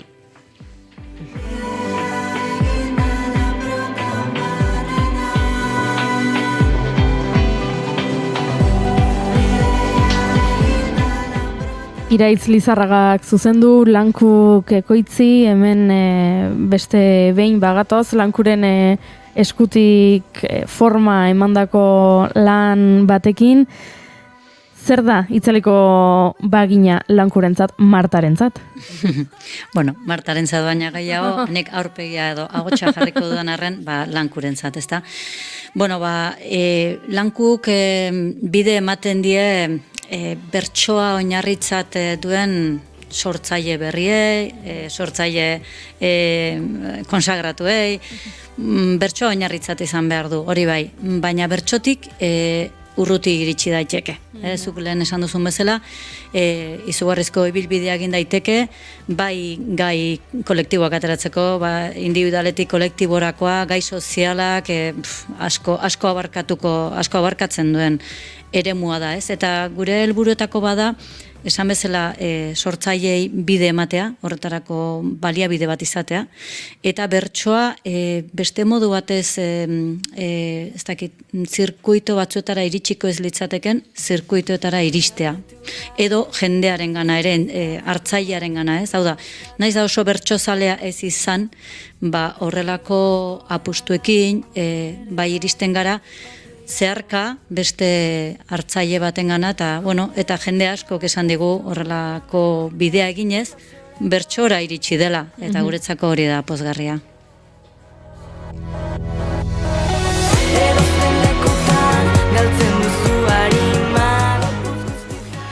Eta iraitzentzako adibidez, hemen egondakoa zara, kafe bat hartzen gurekin, gaur bigarren kafea. Aipatu genuen, zure poliedrismoa, zirkoa, aktorea, zuzendaritza, gidoilari, baina kasu honetan bertsoekin batera, bazegoen bertsoekin lotura aurretikan, edo hemen hasi zara, mundu horretan barneratzen. Nahi bertsoa gustatu itezait, eta bai, gustatzen zait, baina naiz bertsozale amorratua, gustatzen zait, baina hoxe. Eta lotura, hasi izan pixka baita ere Lankuren eskutik, ez? Eskaini ziaten aurrentzako ikuskizun bat egitea, orduan teilatupean sortu nun, bai? Hor bertsoak nik idatzen ditun, izuzundu nun, eta aktore bat eta bertsolari bat onduzian lanian, eta oantxe bertan jiran dabiltza. Eta horri izan zen pixka bat profesionalki nik bertsoekin izan duten lehenengo harremana, bai, nik esateten bezala pixka lotxagabe atu nintzen, ez? Bertsoak sortzen, baina, gila esan, gero usue alkorta bertan antzez lanean, aktore lanean dabilen bertsolariak lagundu zian pixka zuzentzen, eta hoxe, bai. Eta adibidez, aipatu duzu teilatupean, hor zure sorkuntza eta zure ideia zan, jatorrizkoa, eta kasu honetan itzaliko baginan, esan dezakegu Janire Izaro eta Areitzen proiektua da, edo ideia hasia hortik dator, eta zure zuzendaritza. Zer diferentzia dago? Haundia, zenik teilatupeanen oso argi neukan ze esan nahi nun, da nola esan nahi nun, ez? Itzaliko baginan kasuan, Iruneska hauek, oso argi daukate zer esan nahi duten, gainera oso ondo esaten dute. Eta, hortxe onda gure nere erronka, ez? Beraiek esan nahi dutenai forma eszenikoa ematea edo, bai. Nolabait ere gorputza ematea beraiek buruan hain argi dutenari eta hitze zain ondo esaten dutenari. Eta zuretzat, Marta, adibidez, Lankun, esan dezakegu bi proiektu hauek, nahiko berriak dira, ez, Lankuren kartzeldegian edo, baita jatupian, bai itzaliko bagina, umentzako, helduentzako, ez dakit, nola aukeratzen duzue proiektuak, edo zer eramaten zaituzte horren alde lan egitera? Ez da erresa. Egokiena litzateke egotea editore talde bat horretarako, baina gure munduare hori, esperientziateatik hartzen da, eta begia auki behar duzu, pixkate ernegon, adibidez orain Gipuzkoako txapelketa hasia da, kanporaketa saioekin, eta entzun egin berritizu bertsolariak, joan bertso saioetara, egon jendearekin, jendeak zer mugitzen duen, eta hortik pixka bat, ikusten dugu igual, hemendi badago bide bat, eta beti ez da azertatzen, hori ere garbi esan behar da, baina apustuak egiten ditugu, eta hori erronka potolo bada, horrek eskatzen du inbertsio potente bat, eta batzutan korapilloarekin egoten zara, asmatuko ote dugu, ez ote dugu, eta gero buelta eman behar diozu ere, inbertsio horri, ez, eta aukera batzuei ematen badiezu, beste batzuei ere eman behar diezu, eta hor nola aukeratu. Ez da erresa, baina bai garbi daukaguna da, bertsozale elkartean, badira zehar lerro batzuk, guk bultzatu behar ditugunak ere ez, hori da belaunaldi artekotasuna, gazten plazaratzea, eta generoaren berdintasunaren ikuspegia. Eta orduan, hiru ardatz horiek eukita, batzutan piztinara salto egiten dugu, jakin gabe, gero nola aterako. Esate baterako, teilatupean esan duzunean, horra abiatu ginen, bertsolaritza badago hezkuntza arautuan ere, hezkuntza arautuan irakasle asko daude, 34.000 ikasleen gana iristen gara Euskal Herri osoan, eta hor adibidez pandemiaren garaian, Uxo Alberdik idatzi zituen bertso batzuk etxeari idatzi zizkion, bai? Oso deskriptiboa zen, ziren bertso horiek, eta gero lehen aipatu duzu Amets Arzaiusek Ibrahima Balderen liburuaren arira idatzi zituen baita hezkuntza arauturako bertso batzuk oso politak da nola ateratzen naiz ni etxetik poltsekuan etxe hartuta, ez? Eta, horiek gaia, horiek izpidea ematen ziguten eta ikusita gaina hezkuntza arautun oso ondo sartzen ari zirela bertso horiek eta hori izan zen, abia puntu bat eman genion, iraitzengan apustu egin genuen, eta hortik abiatu. Esan nahi dizut modu ezberdina daude, lehen esan bezala, batzutan gaia proposatzen dugu, baina beste batzutan entzuten dugu, eta horren baitan esaten dugu, men badago gaia, eta utziko diegu, eta gero hortxe ba, aberri geriketan ondo moldatzen garen elkarrekin. Eta prozesuetan gainen zabiltzate edo usten duzu margena eta jabein produktua bukatu dagoenean berriro jaso? Ez, gainean egoten gara, bai, produzio osoan, eta bai, gainean egoten gara. Aipatu duzu, bertso asko entzun behar direla, etxepelketetara joan behar dela, eta ikusi behar dela ez, bertsoa nola eraldatzen ari den, gu hemen irratsaio honetan nahiko bertso zalea garela esango genuke, eta nabaritu dugu, badagoela aldaketa bat ez, bertsoak beti izan duela egunerokotasuneko gaiak lantzeko joera hori, baina duela 15 urte, 20 urte ez genituela entzuten, orain ez dakit, Aner Peritzek transmariboismoari egiten dizkion bertsoak edo lehen aipatu ditugun Alaia Martinek amatasunari buruz egindakoak bertsoetan badago aldaketa hori. Beste zuen eskuetara iristen diren sorkuntza lan hauetan antzerkietan ere batera doa aldaketa hori ikusi duzu, gaiak ere zabaltzen doa zela eta aria luzatzen ari dela. Bai, dudari gabe, eta hori da helduleku indartsuenetako bat, gaiak zabaltzen doaz, da gainera, igual duela 4 hilabete, ezakit, pilpilan zegoen gai bat, igual gaur egun hori ja superatuta dago, ja ez dakit, ez? Ertsolari batek ikusi zuenan gure aurreko sorkuntza bat esan zuen, begira, hau da guk aldarrikatzen genuen, eta hau egin egiten dute, hori da esan zuena, pixka bat hortik, bai, dudik gabe. Hementxe ari gara, hainbat lanen artean saltoka eta nola teiatupean aipatu duzuen nik galdera bat egin nahiko nioke iraitzi, ze teiatupeanek hala dio, Lur Gaztetxoak haserrei egin du gurasoenetik.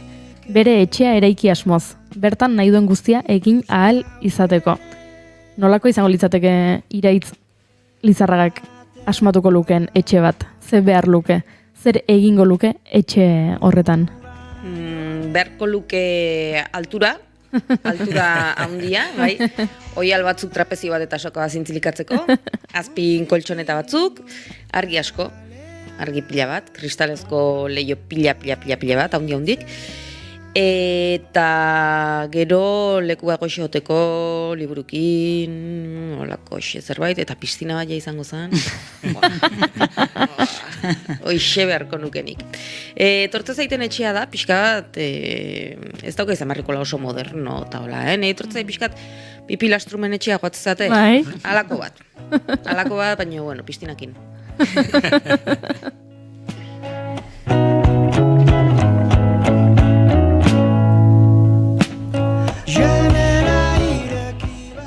Orain ala ere horrelako etxe bat lortzea zailxamar dago, eta hori ere, teiatupeanen ere aipatzen migrazioa edo marginazioa eta dointasuna bezalako gaiak lantzen ziren, baina baita etxe bizitzaren arazoa. Bai, lantzen da, oso modu, zerkako moduan ez, esango nuke, baina aurreku lertzeko modu batian, ez da?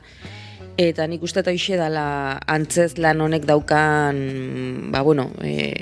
altxorra edo, ez? Aurrei berez eskaintzen ez daizkien gaiak eskaintzen dituela, ez? Etxeak konpartitu behar dut, txakur batekin, eta ez dakize, eta holako gauzak, ez? Eta nik uste alde hortatik aberatsa dela.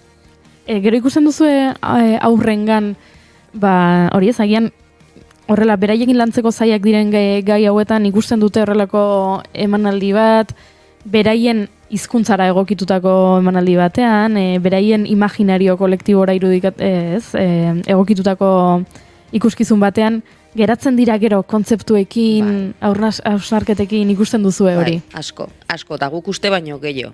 Nik, asko gustatzen gaina ez aurren erantzuna jasotzea eta askotan hortxe gelditzen naiz ez beira berze eta da ikaragarria ze galdera sortze zaizkien, gehien batoi galderak, ez? Beraiek erantzuna nahi dituzte, baina karo, gero helduei tokatzen zaigu askotan erantzun horiek ematea, ez? Baina aurrek ulertzen dute, nik uste guk uste deuna, baina asko ze gehiago eta zentzu guztitan, ez bakarrik antzerki bat ikusten dutenean, ez dakit, bizitzako edozein situazio ikusten dutenean, beraien irakurketa egiten dute. Hori askotan aipatu dugu hemen gu ere umeak garela, ez? Beti. Niri asko gustatzen zait Maik beti aipatzen du berak ez duela esaten umean nintzenean, ez? Ni naiz umeak, naiz nerabea eta naiz heldua, horrelako zerbait aipatzen duzu beti. Nik askotan ez dugu usten gauza bat izaten, beste izateko. Nerabe naiz, baina umean jarraitzen naiz izaten. Gazte naiz, baina nerabe eta ume ba naiz ere. Zergatik ahaztu pasaren... Akumulatiboa da, ez? Bai, eta hor dago, askotan helduentzako antzeslanak iten dugunean, saiatzen ari gara ume hori deika, bez? Eta aldiz, umentzako egiten dugunean, saiatzen ari gara nola edo ala, argitxo hori piztu, ez? Hazen zarenean, kontuz honekin edo begiratu hau ere. Beraz, intergenerazionala egiten duguna. Eta esango nukela teiatupean badauka horrelako sagaiak baditu, ez? Baditu sarrailak eta gero nahi genuna pixka baitere moralinatikan ies egin, ez? Askotan. Aurre antzerkian asko gertatzen da, eta horrei eskainitako edozein alorretan, ez? Moralina hori ez, utzi beraiei, galderak sortu daitezela, eta bilatuko dituzte euren erantzunak, ez tio desamara horrela da, ez, takit. Eta zuk erantzunak nun bilatzen dituzu? Ez dakit, neska, ez dakit zesan. Googleen ez behintzat zehartzen zuna, ez untxokeria zaizu. Haien sorkuntzan, haien idazten ari zarela. Bai, erabat. Haien lankidekin. Bai, konpartitzen, asko. Erantzunak egia esan, eska askotan galdera gehiago sortzea, baina ondo da, gustatzen zait. Baina sorkuntzan, ez dakit, nola baitere bidea edo nire galderak nola baitere bideratu egiten ditut, ez horregatik eusteiot. Etorra zaiburua Nicolás Buenaventura, ipuin kontralaria kolombiano etorri zanean, berak zion eman dezagun bi herri daudela, galderen herria eta erantzunen herria, ipuinak eta sorkuntza justu erdin bizi dira, galderen eta erantzunen arteko herri imaginarioan. Alaxe da. Beste aldean, badu gonbidatu bat, Izaro Bilbao hemen gurekin hitz egiteko prest, eta berari ere galdetuko diogu, ea Izaro bizi den galderen herrian edo erantzunen herrian. Egunon, Izaro? Egunon, galderenean, dudarik gabe, esango nuke, bizi dizela. Bai. Erosoago, galderenen herrian. Batzutan erantzunen herrira joaten saiatu eta galderenean amaitu, beraz, ala beharrez galderen herrian. Topatuko ditugu erantzunak edo topatuko ditugu galderak itzaliko bagina ikustera joaten bagara? Erantzunak, ironikoki, bai, galdera ustez individualei, derrepente, igual galderak nahastean eta galderak lotzean nahi gabe erantzun bat aurkitzen da, itzaliko bagien. Kate gehiago daude gaueko arien babesean bare. Egunon, Izaro, hemen aipatu da, ez, Janirerekin eta Aritzekin oso argi zegoen hasieratik zer kontatu nahi zenuten, edo, ez? Zuzendaritza etorri baino lehen. Zer kontatu nahi zenuten? Argi hasiera batetik ez gendun euki, Argi eman genion forma argi bat amaieran, baina gu asko arduratu ginen kontatu nahi genuen horretaz, batez ere pertsolaria garen enean badakigulako holtzan zerbait kontatzen duzun momentuan nolabait gorago dagoen ahots bat hartzen ari zarela eta ez diozu publikoari erantzuteko gaitasuna ematen. Orduan kontua eduki behar dela hor esaten denarekin. Eta orduan apur bat erabaki genuen guk bizitakoa zabiatuta sortzea istorio bat. Azken finean zerbait baldin badago kontatu alduguna ziurtasun osoz da guri gertatu zaiguna edo. Ez dela, antzeslanak ez du guri buruz hitz egiten, ez da autobiografia bat, ez da gutxiago ere, baina bai ikusi genuen talde moduan, ze guk aurretik beste proiektu batzuk ere egin genituen eta zentzu gehien zeukana taldean zela nola ezagutu ginenean oso bakoitza bere munduan edo bere bakardade edo bere arazoen individualtasun horretan bizi zen eta lortu genuen nolabait horiei erantzun kolektibo bat ematea. Eta azkenean ardatz nagusia antzelanera hori da. Arazo individualei erantzun kolektibo bat ematea. Ariak gori itxutzen gintuen argia eskaini zu azken dantzaldia dantzan betetzeko. Eta nolakoa izan da prozesu hau, bidaia hau Janire eta Araitzekin? Oso polita, oso berezia guretzako, ze hori aurretik egindakoak askoz ere lotuago zeuden zuzenean bertsoarekin, eta guk ilusio handi sartu genuen hasiera batetik proiektua, gure burua hontan irudikatzek ere kostatzen zitzaiguna hasieran, baina kriston ilusioarekin hartu genuen. Uda oso bat egon ginen lehenabizi bertso sortak idazten, eta prozesu hori oso polita izan zen gure artean sortzea beti delako gozamena guretzako, eta hausnarketarako bidea eman zuelako, eta pentsarazi gintuelako batera, eta gero zer esan Iraitz etorri zenean eta ziginenan ja gorpuzten eta guretzako dena berria zen, dena erronka zen, baina oso gustora egin genuen, oso espazio polit bat eta seguru bat sortu dugula uste dut, eta hori oso xamurra egin zaigu guri bidea, nahiz eta erronkak egon, eta jakin genuen hasiera batetik gauza batzuk zailak izango zirela. Nola sortzen da Iraitz espazio seguru bat horrelako lanketarako? Ze hori aipatu du Izarok, sentitzen duela espazio seguru bat lortu zenutela erronkei aurre egiteko, nola egiten da hori? Nik uste elkar ezagutuz, ezagutuz, errespetatuz, batez ere, jakinda nundi datozen, eta gero hori kontutan hartuta lana dala, lana da, baina pertsona gea. Eta pertsonekin egia lanean, eta alde hortatik nik, saiatzen naiz kontua izaten, eta alik eta hori espazio seguruena ere ikitzen baita ere, hoixe dalako modua, ez? Sortzeko, eta batez ere horren beste emozioak eta implikatzen denean, barruko horren beste gauza ateratzen dituzunean, gorputza erabiltzen dezunean, bestela netzat ez du funtzionatzen. Adibidez, zure zuzendaritzetan, askotan badirudi zuzendaria bere lana bukatzen den estrenuarekin, ez? Eta estrenuta gero, ez dauka zer egiteko horik, edo nik uste dut jarraipen ematen duzula, eta pixkanaka lagundu nahi duzula, batez ere lehenengo boloetan behintzat. Bultzadatxo bat ematea gustatzen zait, eta hemen kasu honetan itzaliko aginak adibidez work in progress antzeko bat ingen loraldian, eta hor ikusi genuen, ze gauza funtzionatzen zuten, publikoakin ze oso desberdina da, ensaiotan funtzionatzen dute gauza batzuk, eta igual nik kanpo begiratik, zerbait esan dezake, baina publikoan erantzungo du, estreno egunen arte, talde hortatik oso baliagarria izan zen loraldiko aurrestrenaldia, ez?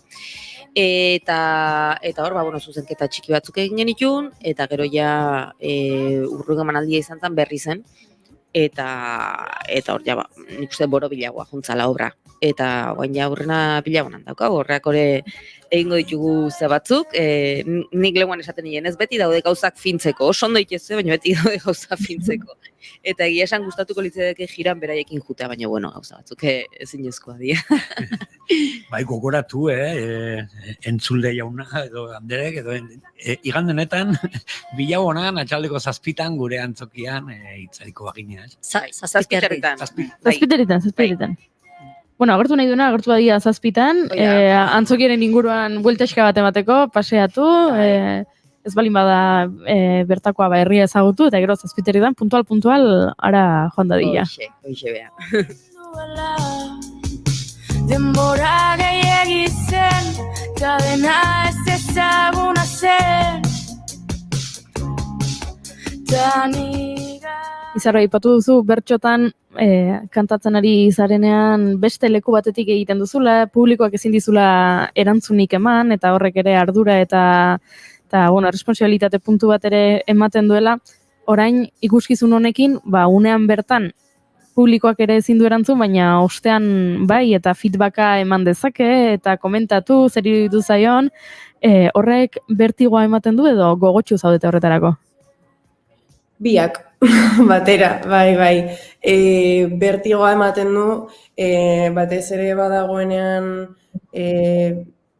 jende bat inporta zeguna bere iritzia, ez bertigoa beldurretik. Bertigoa, eredu batzuk dauzkagulako, badauzkagulako pertsona batzuk badakigunak guk plazaratu nahi dugun mezua aldarrikatzen dutela, eta bide horretan ondo egin dugun, horrek arduratzen gaitu esan dudanagatik lehen badakigulako zer den hor ahots bat hartzeak, eta gogoak ere, noski bestela ez genuke egingo publikoarentzat egiten dira gauza hauek nolabait, eta gu oso gogotsu iruzkinak jasotzeko, jendeari zer gustatu zaion, zer pentsatu duen jakiteko, hori plazerra da beti.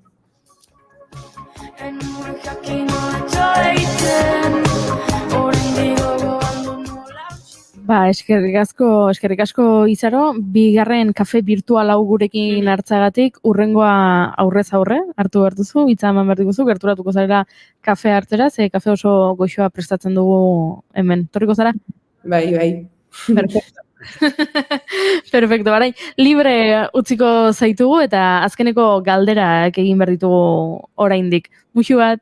Ados, mi esker, agur.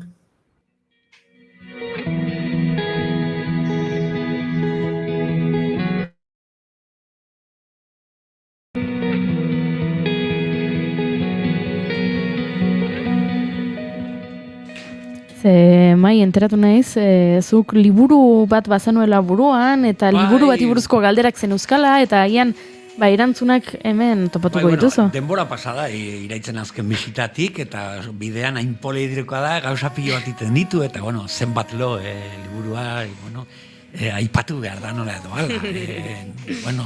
nola junda hori.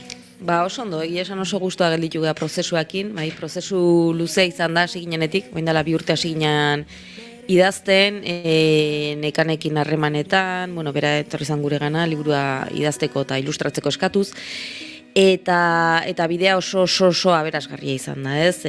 Tartean, egileak 2 garela esan dezakegu, batikan nik testua eta bestetik Izarok ilustrazioak, baino gu beti esaten dugu 4 garela, ez? Ze azken finean nekanetxe apartegi eta bere alabaren historioa kontatzen dugu, edo hortan oinarritu gara, eta beraiak proiektuaren parte izan dira, eta denbora guztian on dira gurekin, bai.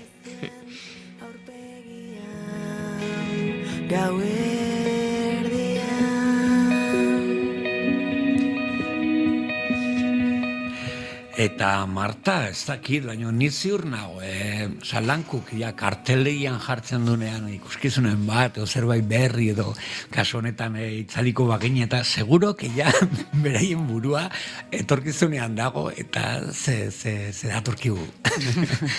Bai, geda geldirik ezin garrala egon, eta ez dugula egon behar ere, hori da. Bai, esan bezala aurrenak 20 emanaldi egin ditu, lehengo udazkenetik, bira oso ondo ari gara lanean, harrera oso ona izaten ari da, aurren emanaldiak teiatupean, orduan herrietara eramatea gonbidatzen zaituztegu. Itzaliko bagina baita ere biran dago, orain hori eukiko dugu Biaonan, gero Lemoan, udazkenerako lotzen ari gara bai Markinan, Mungian, herri askotatik orain eskaini dugu eta etorri bertzaigu pixka bat apustu egiten duten ausardi horrekin jende berriaren aldeko apustua, ze askotan oso erresa da konsagratua den zera bat eramatea, ez? Antzezlan bat, edo bertsolari bat, edo aktore bat, baina, berrien alde kosta egiten da, apustu egitea herrietan, programatzaileek eta nik benetan gonbidatuko nituzke izugarrizko lana delako hiru bertsolari hauek holtzaratu duten lan hau. Eta bai, buruan badugu, eta, pixka bat aurreratuko dizuegu, gari gara bertso saio espekulatiboekin. Ui! Zer da? Pinta derra. Hori, igual urrengo baterako. Udazkenean hasiko gara, hori Azkuna zentroan egingo dugu lehen emanaldia, eta gero hortik hasiko gara. Bakarrik aurreratu dela hemendik 30-40 urtetara. Zer gertatuko da? Bueno, hortxetzeko dugu, bertso saio espekulatiboak. Gian izango da, erosiko ditugula bertsoari pila bat eta alokatu egingo ditugula urrearen prezioan. Holograman agertuko da bertsola. Inteligentzia artifizialarekin. Edo guztiz kontrakoa eta bueltatuko gara neolitikora. Hori da. Bertso saio espekulatiboak. Bueno, honek bai espekulatzeko parada emango digula eta bueltaka ibiliko garela udazkena iritsi arte esan duzu itxerongo dugula? Bai, bueno, lehen hau ja esango dugu, berri emango dugu, baina orain utziko diogu bidean daudenei, pixka bat indarra hartu dezatela, eta horri buruzko erratsaio bat egiteko prest, hementxe zuen bigarren kafea oso goxoa, orduan nahi duzuenean, hementxe izango nazu. Hori ez da izango espekulazio bat, eta hemen ikozeat. Badakizu zer gertatuko den, ezta? Zer? Arituko gara espekulatzen, hau izango da, hemen joko dute, beste joko dute, gero etorriko dira udazkenen, eta zapla, eskua zabal egin da, gaur geratuko gara, beti bezala esango dugu, orain ere ez dugu bat zuzutuko. Saioa hasi dugu kontatuz udazkenean Letizia Sabater Euskal Herrira datorrela kontzertuak eskaintzera, haien espekulazio izango da Letizia Sabater bertxotan hasi. Bertxotan hasi dela eta... Hori lortuko den adimen artifiziali guzti dut. Oraindik ez dela sortu eta ez dadila sortu gainera, mesedez.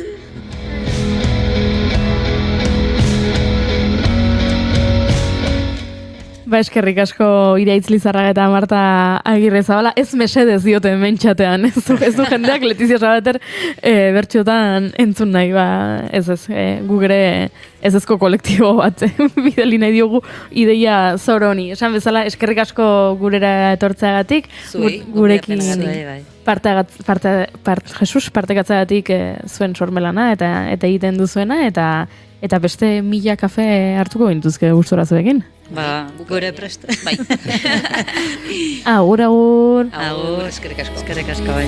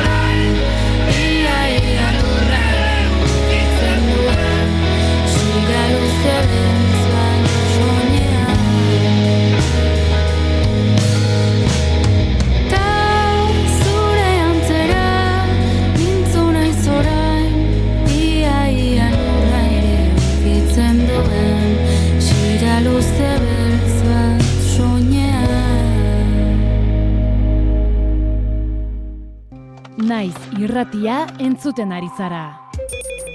Bilbo aldea, 82.2. Gasteiz eta Arabako lautada, 81.5.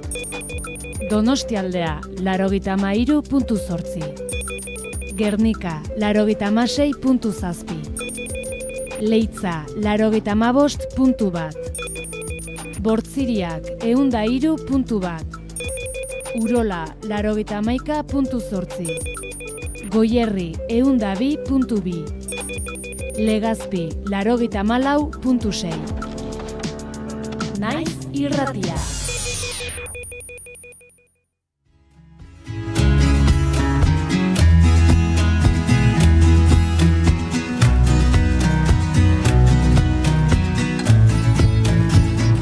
Que tiemble el estado, los cielos, las calles que teman. Aipatu dugu mai iritsi dela mai atza Eta horrekin iritsi direla urteko lehenengo 3 hilabeteko analisiak, azterketak, datu bilketak eta zenbaki festa eta zenbaki batzuk gustatzen zaizkigu eta beste batzuk ezain beste, ze emakumearen euskal erakundeak jasotako azken datuak elkarbanatu nahi ditu zuekin, naiz eta honek kafeari zapore garratza emango dion. Por todas las compas marchando en reforma. Araba, Gipuzkoa eta Bizkaian, 2024ko lehenengo 3 hilekoan 1514 emakumeek salatu dute sexu askatasunaren aurkako delitu bat. Bikotekideak edo bikotekidoiaren erasoa edo familia ingurunearen eraso bat sufritu izana. Hau da, iazko lehenengo 3 hilabeteetan baino, 20% gehiago. Yo todo lo incendio, yo todo lo rompo. Si un día algún fulano te apaga los ojos, ya nada me calla, ya todo me sobra. Si tocan a una, respondemos todas. Soy Claudia, soy Esther y soy Teresa.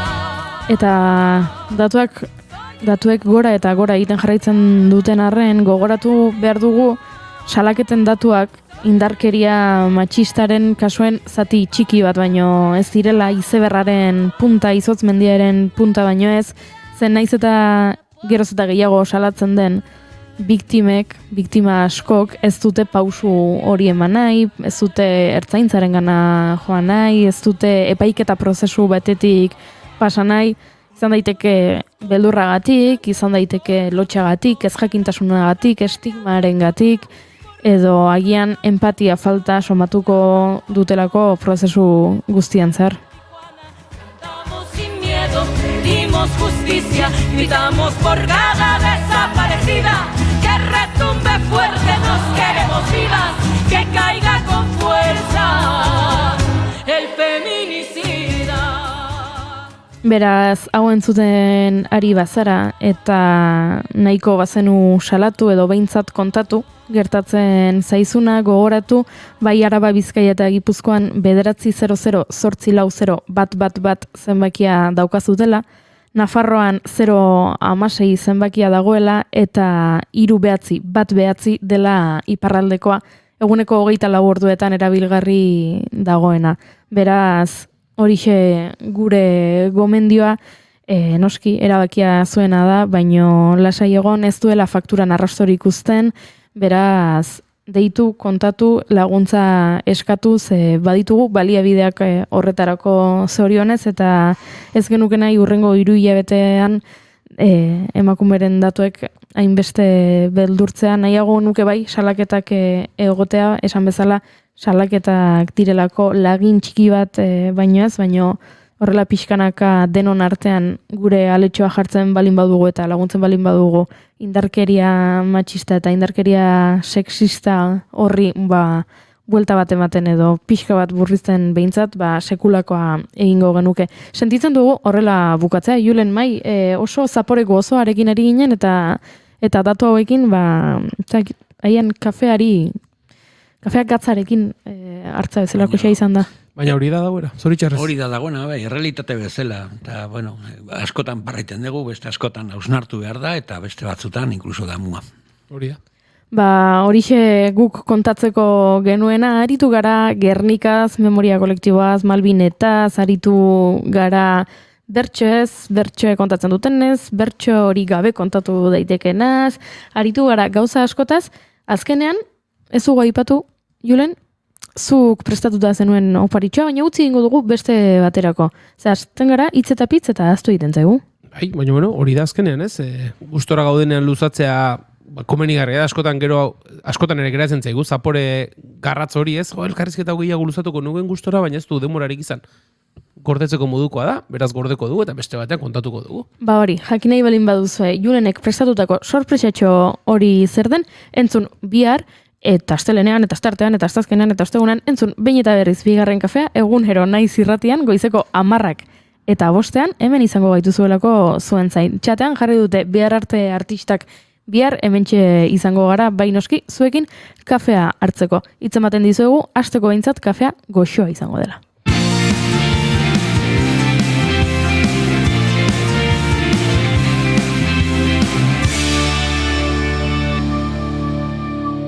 Keep calm and bigarren kafea.